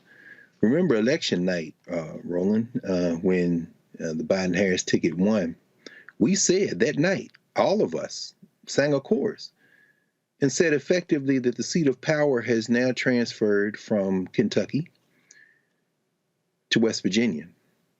As you said, Reese, we all saw this coming. Joe Manchin's complete back not only needs to be broken, he needs to be erased. He's going to join the White Nationalist Party as a registered Republican if he's pushed, unless, and this is where I won't claim to speculate because it's like WWF wrestling for those of us who are not in those meetings and behind the scenes. It only appears real if we allow the rhetoric to replace the reality. I think that whatever Chuck Schumer is or isn't doing, I don't know that he has the capacity to move wholly owned subsidiaries of finance capital like Joe Manchin, who today was successful in stripping out any bans on offshore drilling on the Atlantic and Pacific coast from legislation. Congratulations, cosplay Joe. Congratulations to you and your wife and your children who, blind trust notwithstanding, are reaping millions from the poor in West Virginia. And shout out to Reverend Barber, who has been on that ass like stink on shit. This finally, I think, has a lot of moving parts that we might not at first blush combine. But when Gavin Newsom says, Greg Abbott, you shovel-mouth bastard. So this is what you're going to do with terminating pregnancies, and the Supreme Court's going to allow you to do it? No problem. I'm going to get the guns off the street in California by weaponizing the entire citizenry of the state of California using the same language you used in that abortion bill. And let's see if the Supreme Court backs that up. Now, what does that have to do with Joe Manchin and Kristen Sinema? It has this to do. See, what the white nationalists are doing is playing for all the marbles. You've been saying this all along. This is going to determine whatever is going to happen in this experiment called United States of America for the next generation or two. And when Raphael Warnock stands there and says slavery, what he doesn't say is the United States was still expanding and they damn near fractured. When he says Jim Crow, what he doesn't say is that after World War II, the United States couldn't afford to go onto the world stage with all these non-white people taking their independence and keep oppressing us in the same way. What he doesn't say is that this battle may not be won in Washington, D.C. by appealing to people's common sense and morals, because they have none. This battle might be won in the state capitals that are controlled by Democrats like Gavin Newsom, that will say, you know what, if you don't like federalism in Texas, we don't like it in California, and we can start doing business with the Pacific Coast on our own. And if Joe Manchin, you want to block that, we're going to break your back and start doing business. Maybe we'll do some offshore drilling that isn't under federal control. Joe Manchin's back is going to be broken perhaps by a combination of state house action from the provinces and continuing ramping up organizing pressure in the federal capital. This is beginning more and more to look like the Hunger Games, y'all. And there's a lot of moving parts, and I really don't know where this ends, but I know that it's gonna. You can't talk to these people like they have common sense. As Malcolm X says, you're speaking a language they do not understand. All right, folks, we're going to continue to focus on this issue, monitor what happens, and again, make it clear that this is one of the most fundamental issues affecting this country. Democracy is certainly at stake, and we must be vigilant in making demands of this White House and of this Congress to do what is necessary in order to pass voting legislation. Going to a break. We'll be back from the College Football Hall of Fame here at the 2021 Cricket Wireless Celebration Bowl between Jackson State and South Carolina State here in Atlanta. Back in a moment. Betty is saving big holiday shopping at Amazon. So now, she's free to become Bear Hug Betty. Settle in, kids. You'll be there a while. Ooh, where you going?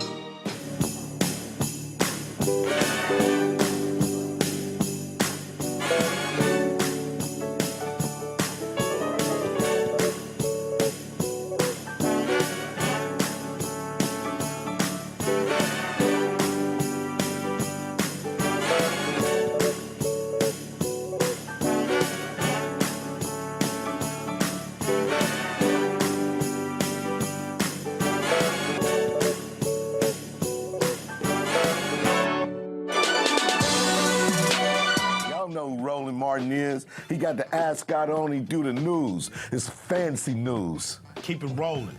Right here. Rolling. Roland Martin. Right now. You are watching Roland Martin, unfiltered. I mean, could it be any other way? Really? It's Roland Martin.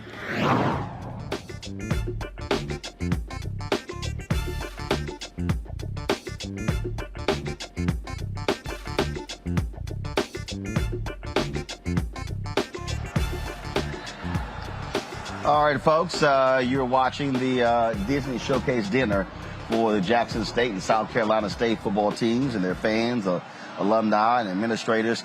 The 2021 Cricket Wireless Celebration Bowl. That is Coach Deion Sanders, head coach at Jackson State, who's there. And so we, of course, are here all week partnering with Coca-Cola to share with you what's been going on here. We were at the World of Coca-Cola last night. For the opening event, and so we were with them. And then, of course, tomorrow it's a full day of events. We've got both teams visiting the Children's Hospital of Atlanta. We've got the both coaches having their news conferences taking place. The commissioner of the MEAC conference is going to have a toast and roast as well. Then they got the SWAC Hall of Fame dinner tomorrow night. We're going to be live streaming all of those events, giving you full coverage of what's happening here in Atlanta, talking with these individuals. We talked with the South Carolina State coach, Buddy, last night. Hopefully, we will have an interview with Deion Sanders tomorrow, talk with the South Carolina State president as well.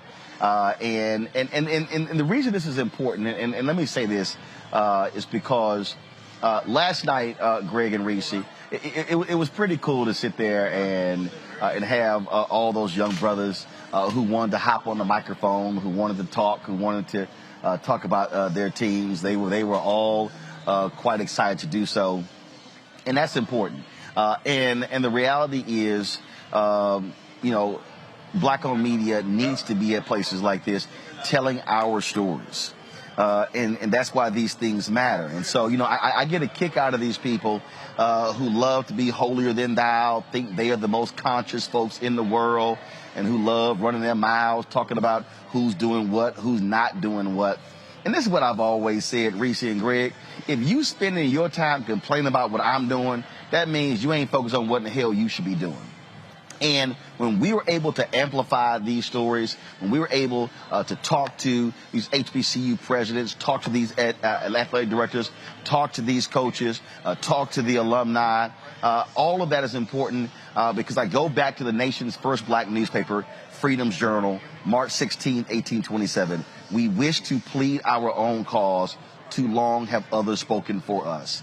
That right there is what we always have to do. And so really, whether it's sports, whether it's politics, if we're sitting around waiting on somebody else to tell our story, we're going to have fools like Doug Gottlieb and others who are sitting here diminishing our black institutions and not lifting them up.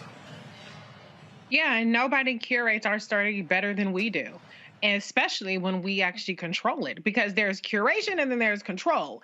And unfortunately, there's in other institutions, I won't say, you know, whatever, the mainstream stuff, there is still a box that they have to kind of, you know, play within the lines. And Roland Martin Unfiltered is a prime example of how when you own your own shit, you get to call the shots, you get to call the rules, and you get to curate the content for the audience. And Black-owned media truly is at the forefront of really bringing the stories that matter to our communities. Anybody can get the same stories over and over again about what the executives, mostly male, mostly white, think are important, but you don't get the perspectives from a variety of Black people. We're not all monolithic. We all have very different perspectives on things and different skill sets and different qualifications and life experiences that we bring to the Roland Martin Unfiltered Show and to the Black Star Network. So I think it's so important that we have this platform because we're lit. Like, Black folks are really lit. And I don't give a damn what kind of backlash. You can call it woke-lash. You can talk about anti-CRT or whatever the hell else these Republicans are out here winning the messaging war on. Over here around these parts in our community and our side, we're still lit over here. And we're not getting tired of hearing about our stories. And we're going to continue to tell them Black and unapologetic. Absolutely. And that's the thing, Greg, when it comes to, again, controlling the narrative and not actually caring what other folks are doing. I had someone who asked me, they said, hey, I was checking your show out. Did you see what so-and-so was reporting? No. They're like, really? I said, I don't watch other networks. I told them, I said, I don't. And in fact, I remember when I had Washington Watch on TV One, my producer, Jay, would say, hey, this was what was on ABC, Face the Nation, and Meet the Press. I said, I don't care. I said, I will, whatever they do will never dictate what the hell I do. And I've always, you know, had that view. And I think that the thing that, and also what just trips me out, Greg, you know, all these folks who love my mouth, running their mouth, they don't go nowhere. They sit behind a desk, ain't never on the ground, always trying to call themselves grassroots, but they never seem to be actually talking to people out in the streets. And the reality is, you know, we're going to be out here Friday. We're going to be in the fan zone Saturday. All those fans are going to be coming through from South Carolina, from Jackson and Atlanta. And we're going to be talking to them. We're going to be seeing them. We're going to be sharing their stories. And that, to me, is what you have to do. We can't. The reason I have been putting a level of pressure on these companies to support Black-owned media, because here's the deal. Home Depot sponsors the ESPN Game Day. That is a multi-million-dollar sponsorship. So the reason they can have massive stage and bring in Amigos and bring in all these entertainers and stuff, because they got a massive budget. And the reality is, we have to have the exact same thing as well. And you have these people who go, oh man, but you sitting here, you representing corporate interest. I'm like, yeah, but you buying their products. How about there that? has to be a return on that investment. And so it's amazing in trying to do battle out here to get folks to understand that if you don't go out and fight for those resources, then you can't have 8, 10 people here running cameras and running audio, having multiple cameras in here. You can't have all these different things that's going on. We've got to be, and I keep yelling this from the rooftops, we've got to build Black capacity. You heard us talking about HBCUs. They're trying to build athletic department. They're trying to build academics. I'm a scholar in residence at Fisk. President Newkirk said they are building right now at Fisk University, their first academic building, new building on campus since Eisenhower was president. Yeah. Let me say that again, folks. Since Eisenhower was president. And so what we are trying to talk about on this show, whether it's our marketplace segment brought to you by Verizon, where we focus on black businesses, and our tech talk focusing on black entrepreneurs who are in technology, is we got to be building black capacity. I am tired of black people saying we do more with less. How about we do more with a lot more? Exactly. How about we do right? I mean, and I get it. I mean, we have been conditioned to, man, we can take a small amount and go a long way. Well, how about we get a big amount and go a longer way? It's about building capacity, and that's what this battle is about: building capacity. That's right, Roland. I mean, I want to ask you a question, brother, and I know you won't go too long, but sitting there, when you were sitting there talking to President Hudson, so many things through my mind. I was having a little fun with him, and we all know Tennessee State's Aristocratic Band is the best band there is in the country. And I know some of y'all love the Sonic Boom and the Ocean of Soul and the Human Jukebox and all that, and I understand. But let's just be clear. But I was having a little fun with him. But the question I want to ask you is, how do we seize this moment in time? And I say that for this reason. You know better than any of us how capitalism works. They're not investing. They are exploiting. Coke sends planes because this is the hot thing. I remember when they started the Celebration Bowl, when A&T would go down there representing the MEAC. And, going to Atlanta was a thing. You could buy a ticket the day of. I mean, it wasn't a big deal. Selling out is a huge deal. I mean, I remember going to Tennessee State. We would play Florida A&M in the Georgia Dome. That was a big thing. What you are exposing people to, as Reese said, there are a lot of people who watch Roland Martin Unfiltered and watch Black Star Network who don't know anything about black institutions. What you're exposing them to was already there. So this isn't new, but the question I want to ask you has more to do with how we exploit this moment, because Gottlieb is scared. They have always feared a slave rebellion. Yeah. And so whether or not this becomes a full-out rebellion, and this is why I want to ask you, bro, because Fisk doesn't have much money. Like Morris Brown was on the brink of extinction. These are private HBCUs. When President Hudson said they are inviting folks who go to Morris Brown to graduate to come to graduate school with Jackson State, that's a strategy. Fred Humphreys, who just passed away, when he was the president at Florida A&M and at Tennessee State, he would go around the country and kept scholarships in his pocket and gave them out. Pat Swagger did the same thing at Howard. To hear him say he admitted 30 students at Charles Drew Middle School down there in Atlanta over this past couple of days, my question is, Roland, relative to Gottlieb, because you see their strategy. Immediately now, their white nationalist propaganda comes in and says, well, Deion Sanders doing well, so how long before he interviews for a real job? And then, okay, you got one of them too. How do we change the rules? Roland, how do we take this moment with the exposure of a Sanders and so that if he leaves next year and takes that kid with him, this momentum continues? Right. I mean, how do we do that? Okay, so let me explain it this way. And I think when you talk about the commitment to excellence, you have to understand how they're going to try to say no. So we have been in numerous conversations with sponsors, with advertisers, with ad agencies. And they were looking for ways to say no. Well, we knew what they were doing. I go back to when I worked in daily newspaper. I said, I'm going to work on all of my weaknesses. So if you don't give me an opportunity, it's only one reason left. That's it. And so it's a commitment to excellence. And so we were sitting here, and one of my buddies from Coca-Cola walked up to me, who just said, man, this is just what he just said. He said, your professional setup is amazing. So let me say that. So give me the shot. Fine, give me this camera right here in the pan. This is the whole point here. You have to have a commitment to excellence, not black excellence. Excellence. Right. Let me repeat that. Not black excellence. excellence. How we shoot, what our lights look like, what our setup looks like, all those different things. So the resources, see, and I'm really people listening to what I'm saying here. The resources that we receive allow for us to then be able to expand and build capacity. So I'll give you a perfect example. So as we're sitting here right now, this camera that's showing on me right now is a Canon C300. It's one here, here, here, and this mobile camera right now. There are 5 of them. I need everybody to listen to what I'm saying. The body of this camera alone is $9,000. The lenses that go with each one takes it up to almost $20,000.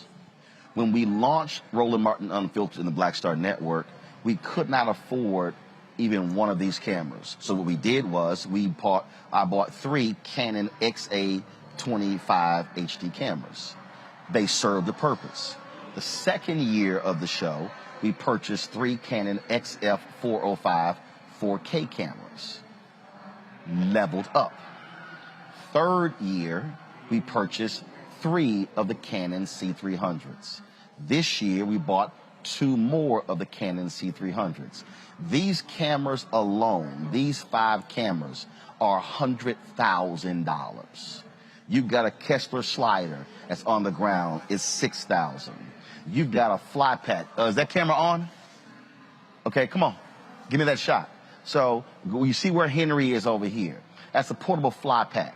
And I need everybody who's listening, it's a portable fly pack that he's switching from. That's $5,000. The LiveView unit that we have is called an LU800. It's the top of the line. ABC, NBC, CBS, they all use those exact same units when they're out in the streets. We have 2 of those. The unit and the rack mount is $60,000. So when people try to come at me about why are you asking people who to give to your show? Because this now allows for us to be able to build capacity to do what we're doing, to be able to have a camera inside of the room, to be able to have 5 cameras out here, to have a mobile camera right here as well. That's what it does. It allows us to be able to purchase a Sprinter for $188,000 and mount 3 cameras on the outside of it when we're broadcasting marches live. It allowed for us to be in Austin, Texas. When I was live from the state capitol, we had Mark Thompson, who was in the Sprinter leading the motorcade to the state capitol. Mark was live from our Aurora-mobile. I was live from the state capitol in Austin, all with a small footprint. And it's capacity. And so the reason I push my team hard to look good, for our graphics to be strong, is because I am removing all excuses. I am not going to play the game. Well, you know, it's a black show. Well, you know, it's a black company. No. And so what we have to be doing is we have to show excellence and say we can cover like anybody else. And if everybody understands something, guess what? When we had our camera on the tarmac, when Jackson State arrived and South Carolina State arrived, the folks from ESPN hit me up and they said, hey, can we use your video because we didn't have a camera there? Sure, you can use our video. You got to credit us.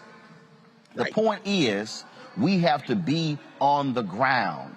And so the people who are watching, y'all need to understand what it is we're trying to do. So last year when our fan base gave $672,000 in donations to our Bring the Funk fan club, I probably had less than 20 people say, I don't get nothing for it. Yeah, you do. You get a 2-hour daily show live that nobody else is doing. The development of an OTT platform that costs $160,000 to build. So now we don't have to worry about YouTube and Facebook and Periscope and Twitter and Instagram. We can actually have our own platform. It's capacity. And so when we're going to advertisers, and yes, understand, I sat down with Coca-Cola. I gave them the vision for how we can cover these things, and they said yes. And they put the money up for the Essence Festival. They put it up for the MEAC-SWAC Challenge. They put it up for the Bayou Classic. They put it up for this year. So I ain't got no problem saying I appreciate Coca-Cola for what they're doing. But it's a whole bunch of other advertisers out there who get black money. We buy their cars. We buy their shoes. We buy their shirts. We buy their pants. We buy their products, their cleaning products, their hair care products. We buy all of that, and they ain't spending jack with black-owned media. And that's the reason why you don't have black-owned media the size of a CNN or Fox News. That's why you don't have the ability to have people in 10, 20, 30 cities covering the news from our perspective, because we don't have capacity. This is about building capacity, about us being able to control our story. The exact same thing Frederick Douglass did with the North Star, the exact same thing Ida B. Wells Barnett did, the exact same thing Robert Abbott did with the Chicago Defender, the exact same thing A.I. Scott did with the Atlanta Daily World, the exact same thing John H. Johnson did with Ebony and Jet. It's build capacity. And so that's what this is about. And so when y'all hear me calling people out, then guess what? There's a reason we're doing it. Okay? When you see we're going to be airing the McDonald's gospel concert on Sunday, guess what? That's paid for. We went down to Houston, did 11 interviews with different entertainers. We purchased a lot of McDonald's food. McDonald's should be spending more money with black-owned media. And we want that money. What did Frank Lucas say in American Gangster? I'm going to get that money. It's the same thing. We as African Americans, we have got to stop with a broke mentality. We've got to stop operating, well, just go ahead and give me a little bit. No, if you're giving them 10 million, I want 10 million. If you're giving them 5 million, I want 5 million. Because that's how all of a sudden we can employ 20, 30, 50, 100, 200 people, graphic artists, writers, editors, and all the different things. That's how companies are built, folks. I've been in media since I was 14 years old. I've studied media. I studied how the New York Times was built. I studied how the LA Times was built, how the Louisville Courier Journal was built, how these media institutions were built. And the reality is, black people are sitting here rebuilding and starting stuff over and over, and stuff is dying. Here's the reality. I want to be able to build this up and then do what Robert Abbott did, pass on to the next generation. That way you continue. The problem that we have in black America is that our institutions survive for one generation. When the person becomes an ancestor, all of a sudden the institution dies because it was never properly positioned for the next generation. That's what's happening with Ebony. That's why it's dead. Well, that's what I want to ask you. That's what I mean, and please, everybody. I mean, you know, I'm only pushing because it makes you're making this point. What you've been covering since you started Roland Martin Unfiltered are things that already exist in our community. Again, I think about a Jackson State or a South Carolina State, or yes, athletics has gotten this spark in a moment with the Deion Sanders and Hugh Jackson just going to Grambling. But the fact of the matter is those same institutions have been producing, as you said, Reese, and earlier I think Kelly made this point, human beings with degrees. The AD of Jackson State just said that his grade, his graduation rate, and not only that, they've been producing the journalists, they've been producing the scientists, they've been producing the teachers. And what you have done by taking your cameras into black communities, and again, this is why the critics say that's just noise, is showing, not only holding a mirror to ourselves, but also showing other people around the world, frankly, that, hey, we're already here. So I guess my question is, how, because again, Deion Sanders is like turn on a spotlight and he was like, now if next year he's the coach at Florida State, and I'm not saying he will be, but I'm just saying, if that happens and that light goes off of Jackson State, that's not going to change what Jackson State has been doing. Roland, how important is it to have a Black Star Network in terms of a visibility of scale to expose these institutions? I'm asking because what you've been covering, most people, I didn't even know that existed. That room right there, you in Atlanta, that room happens every time. In Memphis at the John Merritt Classic, it happens at Tuskegee. I mean, but you're showing it now. How important is having that platform of scale? So, I mean, there you go.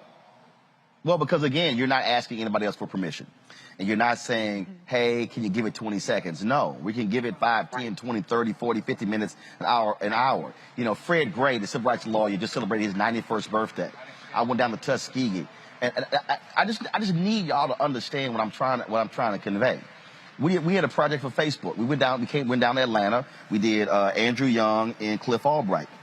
We flew down. We then drove our Sprinter to to Tuskegee to interview Fred Gray, then hopped in that Sprinter, then went to Jacksonville and did 2-hour interviews with Facebook. Okay? Nobody paid me for the Fred Gray interview. That wasn't sponsored. That money came out of my own pocket. Okay? The crew that wasn't paid for. But Fred Gray's story was important. Fred Gray called me and said, out of all the interviews that I've done, that's the best, most complete interview ever done with me. Explaining my story. That's what Fred Gray said himself. Now, here's the deal, y'all. I'm not about to waste my time, and there's no disrespect for what I'm about to say. I'm not about to waste my time talking about Drake and Kanye. I'm not about to waste my time talking about entertainment and some. And again, I appreciate, look, you can watch them Housewives shows, everything else. That's fine. It's enough outlets covering that stuff. But the problem that we have is we do not have enough outlets that are bringing the kind of content that you're not going to get anywhere else. And so what people have to understand, it costs resources, but more importantly, it's the ability to be able to control and own the narrative. And the other thing is that I'm going to say this here, and some of y'all might say, man, you arrogant as hell. I just want y'all to understand. You're absolutely right. When we walk on the scene here, I'm arrogant as hell. I'm cocky as hell. Because here's what's going to happen. What you're not going to do, you're not going to talk to ESPN and ABC and NBC and CBS and not talk to us. Come on. We're going to walk into the room with our cameras and we're going to say, we here too. That's right. Oh, I just need everybody, I just need all y'all to understand. There have been times when we walked into places where folks said, who are you? And it was like, this is who I am. And I've actually told my team, you let them know who you're with. Because see, what I need y'all to understand is, I've worked at CNN for 6 years. I've seen how the face of people change when you say CNN. That's how it should be when you mention black-owned media. When you say Black Star Network, somebody should say, y'all come right along in here. But see, here's the problem, and I'm going to go ahead and say it. A whole bunch of y'all black folks who out there hating, oh man, he arrogant and cocky. You goddamn right I am. Because guess what? It's called respect. You are going to respect the black consumer. You are going to give us the same respect and access as other people. And so we've gone places where we said, y'all gonna put us on that dais. Y'all got them on? We gonna be up there. Y'all better move over. Our camera's going right here as well.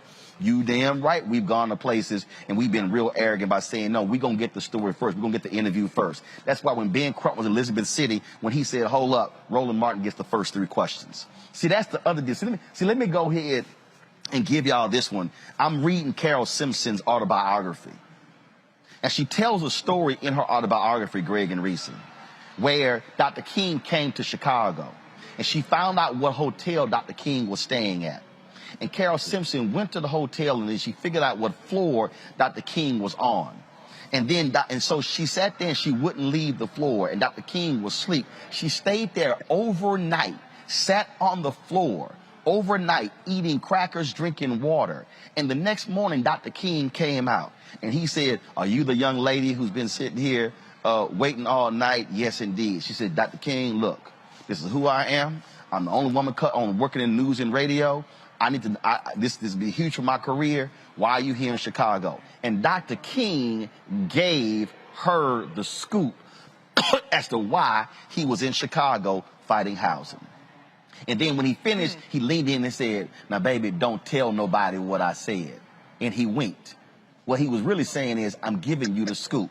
Carol Simpson writes in her book that Dr. King actually helped make her career.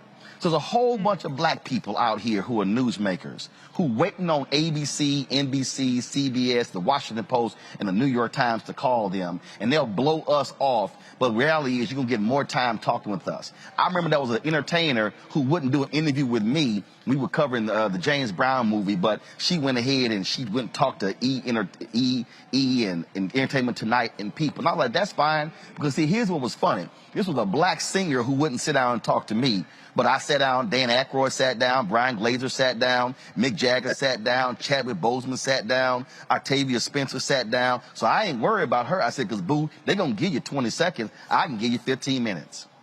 Yeah. What I'm trying to get our people to understand is we have been conditioned to walk into spaces with our head bowed down, shuffling our feet, saying, ooh, if y'all can just give me a little bit. No. When I need y'all to understand, when we walk into spaces, we walk in head held high and making it clear that we are here. We'll put up our damn tent where we want to put it up, and if somebody say you can't put it up, well, that's your problem, because I already got permission from Reverend Barber and others to do it. See, that's what I'm talking about, y'all. This is about changing the game. And when you change the game, you change it for your community. So y'all can sit here and call me arrogant, call me cocky, call me conceited. I don't really give a damn what none of y'all call me. Because the reality is this here. We're going to do what we do. We're going to build this up. And I'm telling y'all right now, all y'all haters, listen to me real clear. 5 years from now, y'all going to look up and say, I be damn. Look what he built with his team. It's because we had enough self-respect as black-owned media that we were unwilling to think that we are second class. Roland, can I add one thing? Because Go one ahead. thing I want to add is, you know, one thing that's very evident to me is that people are shook by Roland Martin Unfiltered and the Black Star Network, because every single show on YouTube, in the comments, you see this inorganic troll bot farm activity to constantly try to undercut the legitimacy of this program. Obviously, it's unsuccessful because you continue to grow year after year. But the same relentlessness that people use to attack Black-owned media, to attack people who have credibility and are thought leaders in the community, the same relentlessness and no days off that they take, that's how dedicated we have to be to supporting Black media and people like yourself who are fearless and who are paving the way for people like me. Who would have ever thought I would have been able to guest host your show? I'm sure nobody who was mad at the little loud my Black girl on Twitter dragging them. So we have to be firm. We cannot get distracted. We cannot have a short attention span. We cannot go in starts and stops. We have to be consistent and relentless about putting our money and our support where our mouth is. It's real good to get clicks on Twitter and get a like and a retweet and this, that, and the other. But if you're not actually truly supporting the institutions that are bettering our community and holding people accountable to our community, then you ain't really doing a damn thing. So it's a lot of people that are making YouTube revenue off of attacking Roland Martin Unfiltered and what do they call us, the boule or whatever other little smears they come up with. They're getting paid. And meanwhile, people are over here trying to challenge you getting institutional support capital to scale up an operation that is bettering our community. So let's not talk about money, because everybody is making some coin. People making a coin being a critic, and you're making a coin bettering the community. So this is where I'm going to lay my lot in, is with the person who's bettering the community. So we got to stop being distracted. We got to stop tearing down the people that are actually really genuinely invested in lifting us up. Because it ain't a whole lot of people out there that's going to make space and that's going to shake the table. That's right. That's it. And look, but this is real simple. And I need people to understand. You know, when I saw Reese's tweets, I was like, yeah, I'm going to put her on the air. And here's the whole deal. Because I'm trying to tell y'all, I worked in that system. CNN wasn't going to give her a shot. I'm telling y'all, I know that system. Oh, my gosh, she cussed too much. I was like, she's fun as hell. I'm going to put her on. Y'all need to understand, these are intentional moves. Yeah. I'm doing Tiffany Cross show on Saturday. Tiffany Cross, her first on air was on my TV One show. She said it. Okay, so before she had an MSNBC show. Y'all, this stuff is intentional. And so when these haters out here, and I say this here, people who are doing videos about me, if you spending your time doing videos about me because you're trying to get clickbait, that means because you ain't got nothing to talk about. I don't talk about y'all. I don't. All them haters, I don't watch them. I don't talk about them. I don't tweet about them. God bless them. Go on, do what y'all do. I don't really care. You know, and people have to understand, you know, in terms of what we're doing. I had one woman, she was like, well, you know, Roland's arrogant because, you know, he don't be starting the show on time. Y'all, it's digital. We can start the show when the hell we want to start it. We ain't got to start at 6. In at 8. Or in at 8. You 17 minutes back. I mean, your show. Right. I mean, mean, I just need people to understand in terms of what is going on here. And so this is what we're trying to build. We're trying to actually build something, a lasting institution. And we don't have to ask somebody, can I? That's what I need y'all to understand. And here's the deal, my last comment. 2021, we surpassed the amount of revenue we generated on YouTube in 2020. And see, and I love all these haters who say, man, anybody watching ain't watching your show. Well, please explain to me how then our numbers were up. Views were down, but the CMs were up.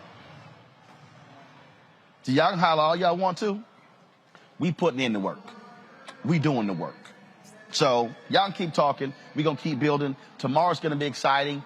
First, our camera's going to be there for the teams visiting the Children's Hospital of Atlanta. We're going to be live when the head coach of the South Carolina State has his news conference at 12 o'clock. We'll be live at 2 p.m. when DeSantis has his news conference at Mercedes-Benz Stadium. We'll be live from the SWAC Hall of Fame as well. And so we'll be live for the roast and toast of Commissioner Thomas of the MEAC as well. No, and let me be real clear. There is no other black-owned media outlet that is giving you gavel-to-gavel, wall-to-wall coverage of the 2021 Cricket Wireless Celebration Bowl. The only bowl game in America for HBCUs. The first bowl game of the season. We're the only ones who are here. So those of you who talk about y'all grassroots, where you at? Because we here. Folks, that's it. Greg, I appreciate it. Reese, I appreciate it. Kelly, I appreciate it as well. Kelly leave us earlier. Folks, I'm going to see you guys tomorrow. I had a cold hit me like a ton of bricks yesterday, so I'm going to get some rest. But we appreciate all of you watching. Please retweet, share videos from the show. Again, what we are doing, folks, ain't nobody else doing. They talking about it. We're being about it. So support us by downloading our Black Star Network app. Again, Apple phone, Android phone, Apple TV, Android TV, Roku, Amazon Fire, Xbox, and Samsung Smart TV. And of course, join our Bring the Funk fan club. Cash App, $RM Unfiltered. Venmo is RM Unfiltered. PayPal is R Martin Unfiltered. Zelle is Roland@RolandSMartin.com. Roland@RolandMartinUnfiltered.com. And again, let me thank Coca-Cola for being our partner this week with us, broadcasting from Atlanta for the 2021 Celebration Bowl. Lots more to come. Folks, y'all take care.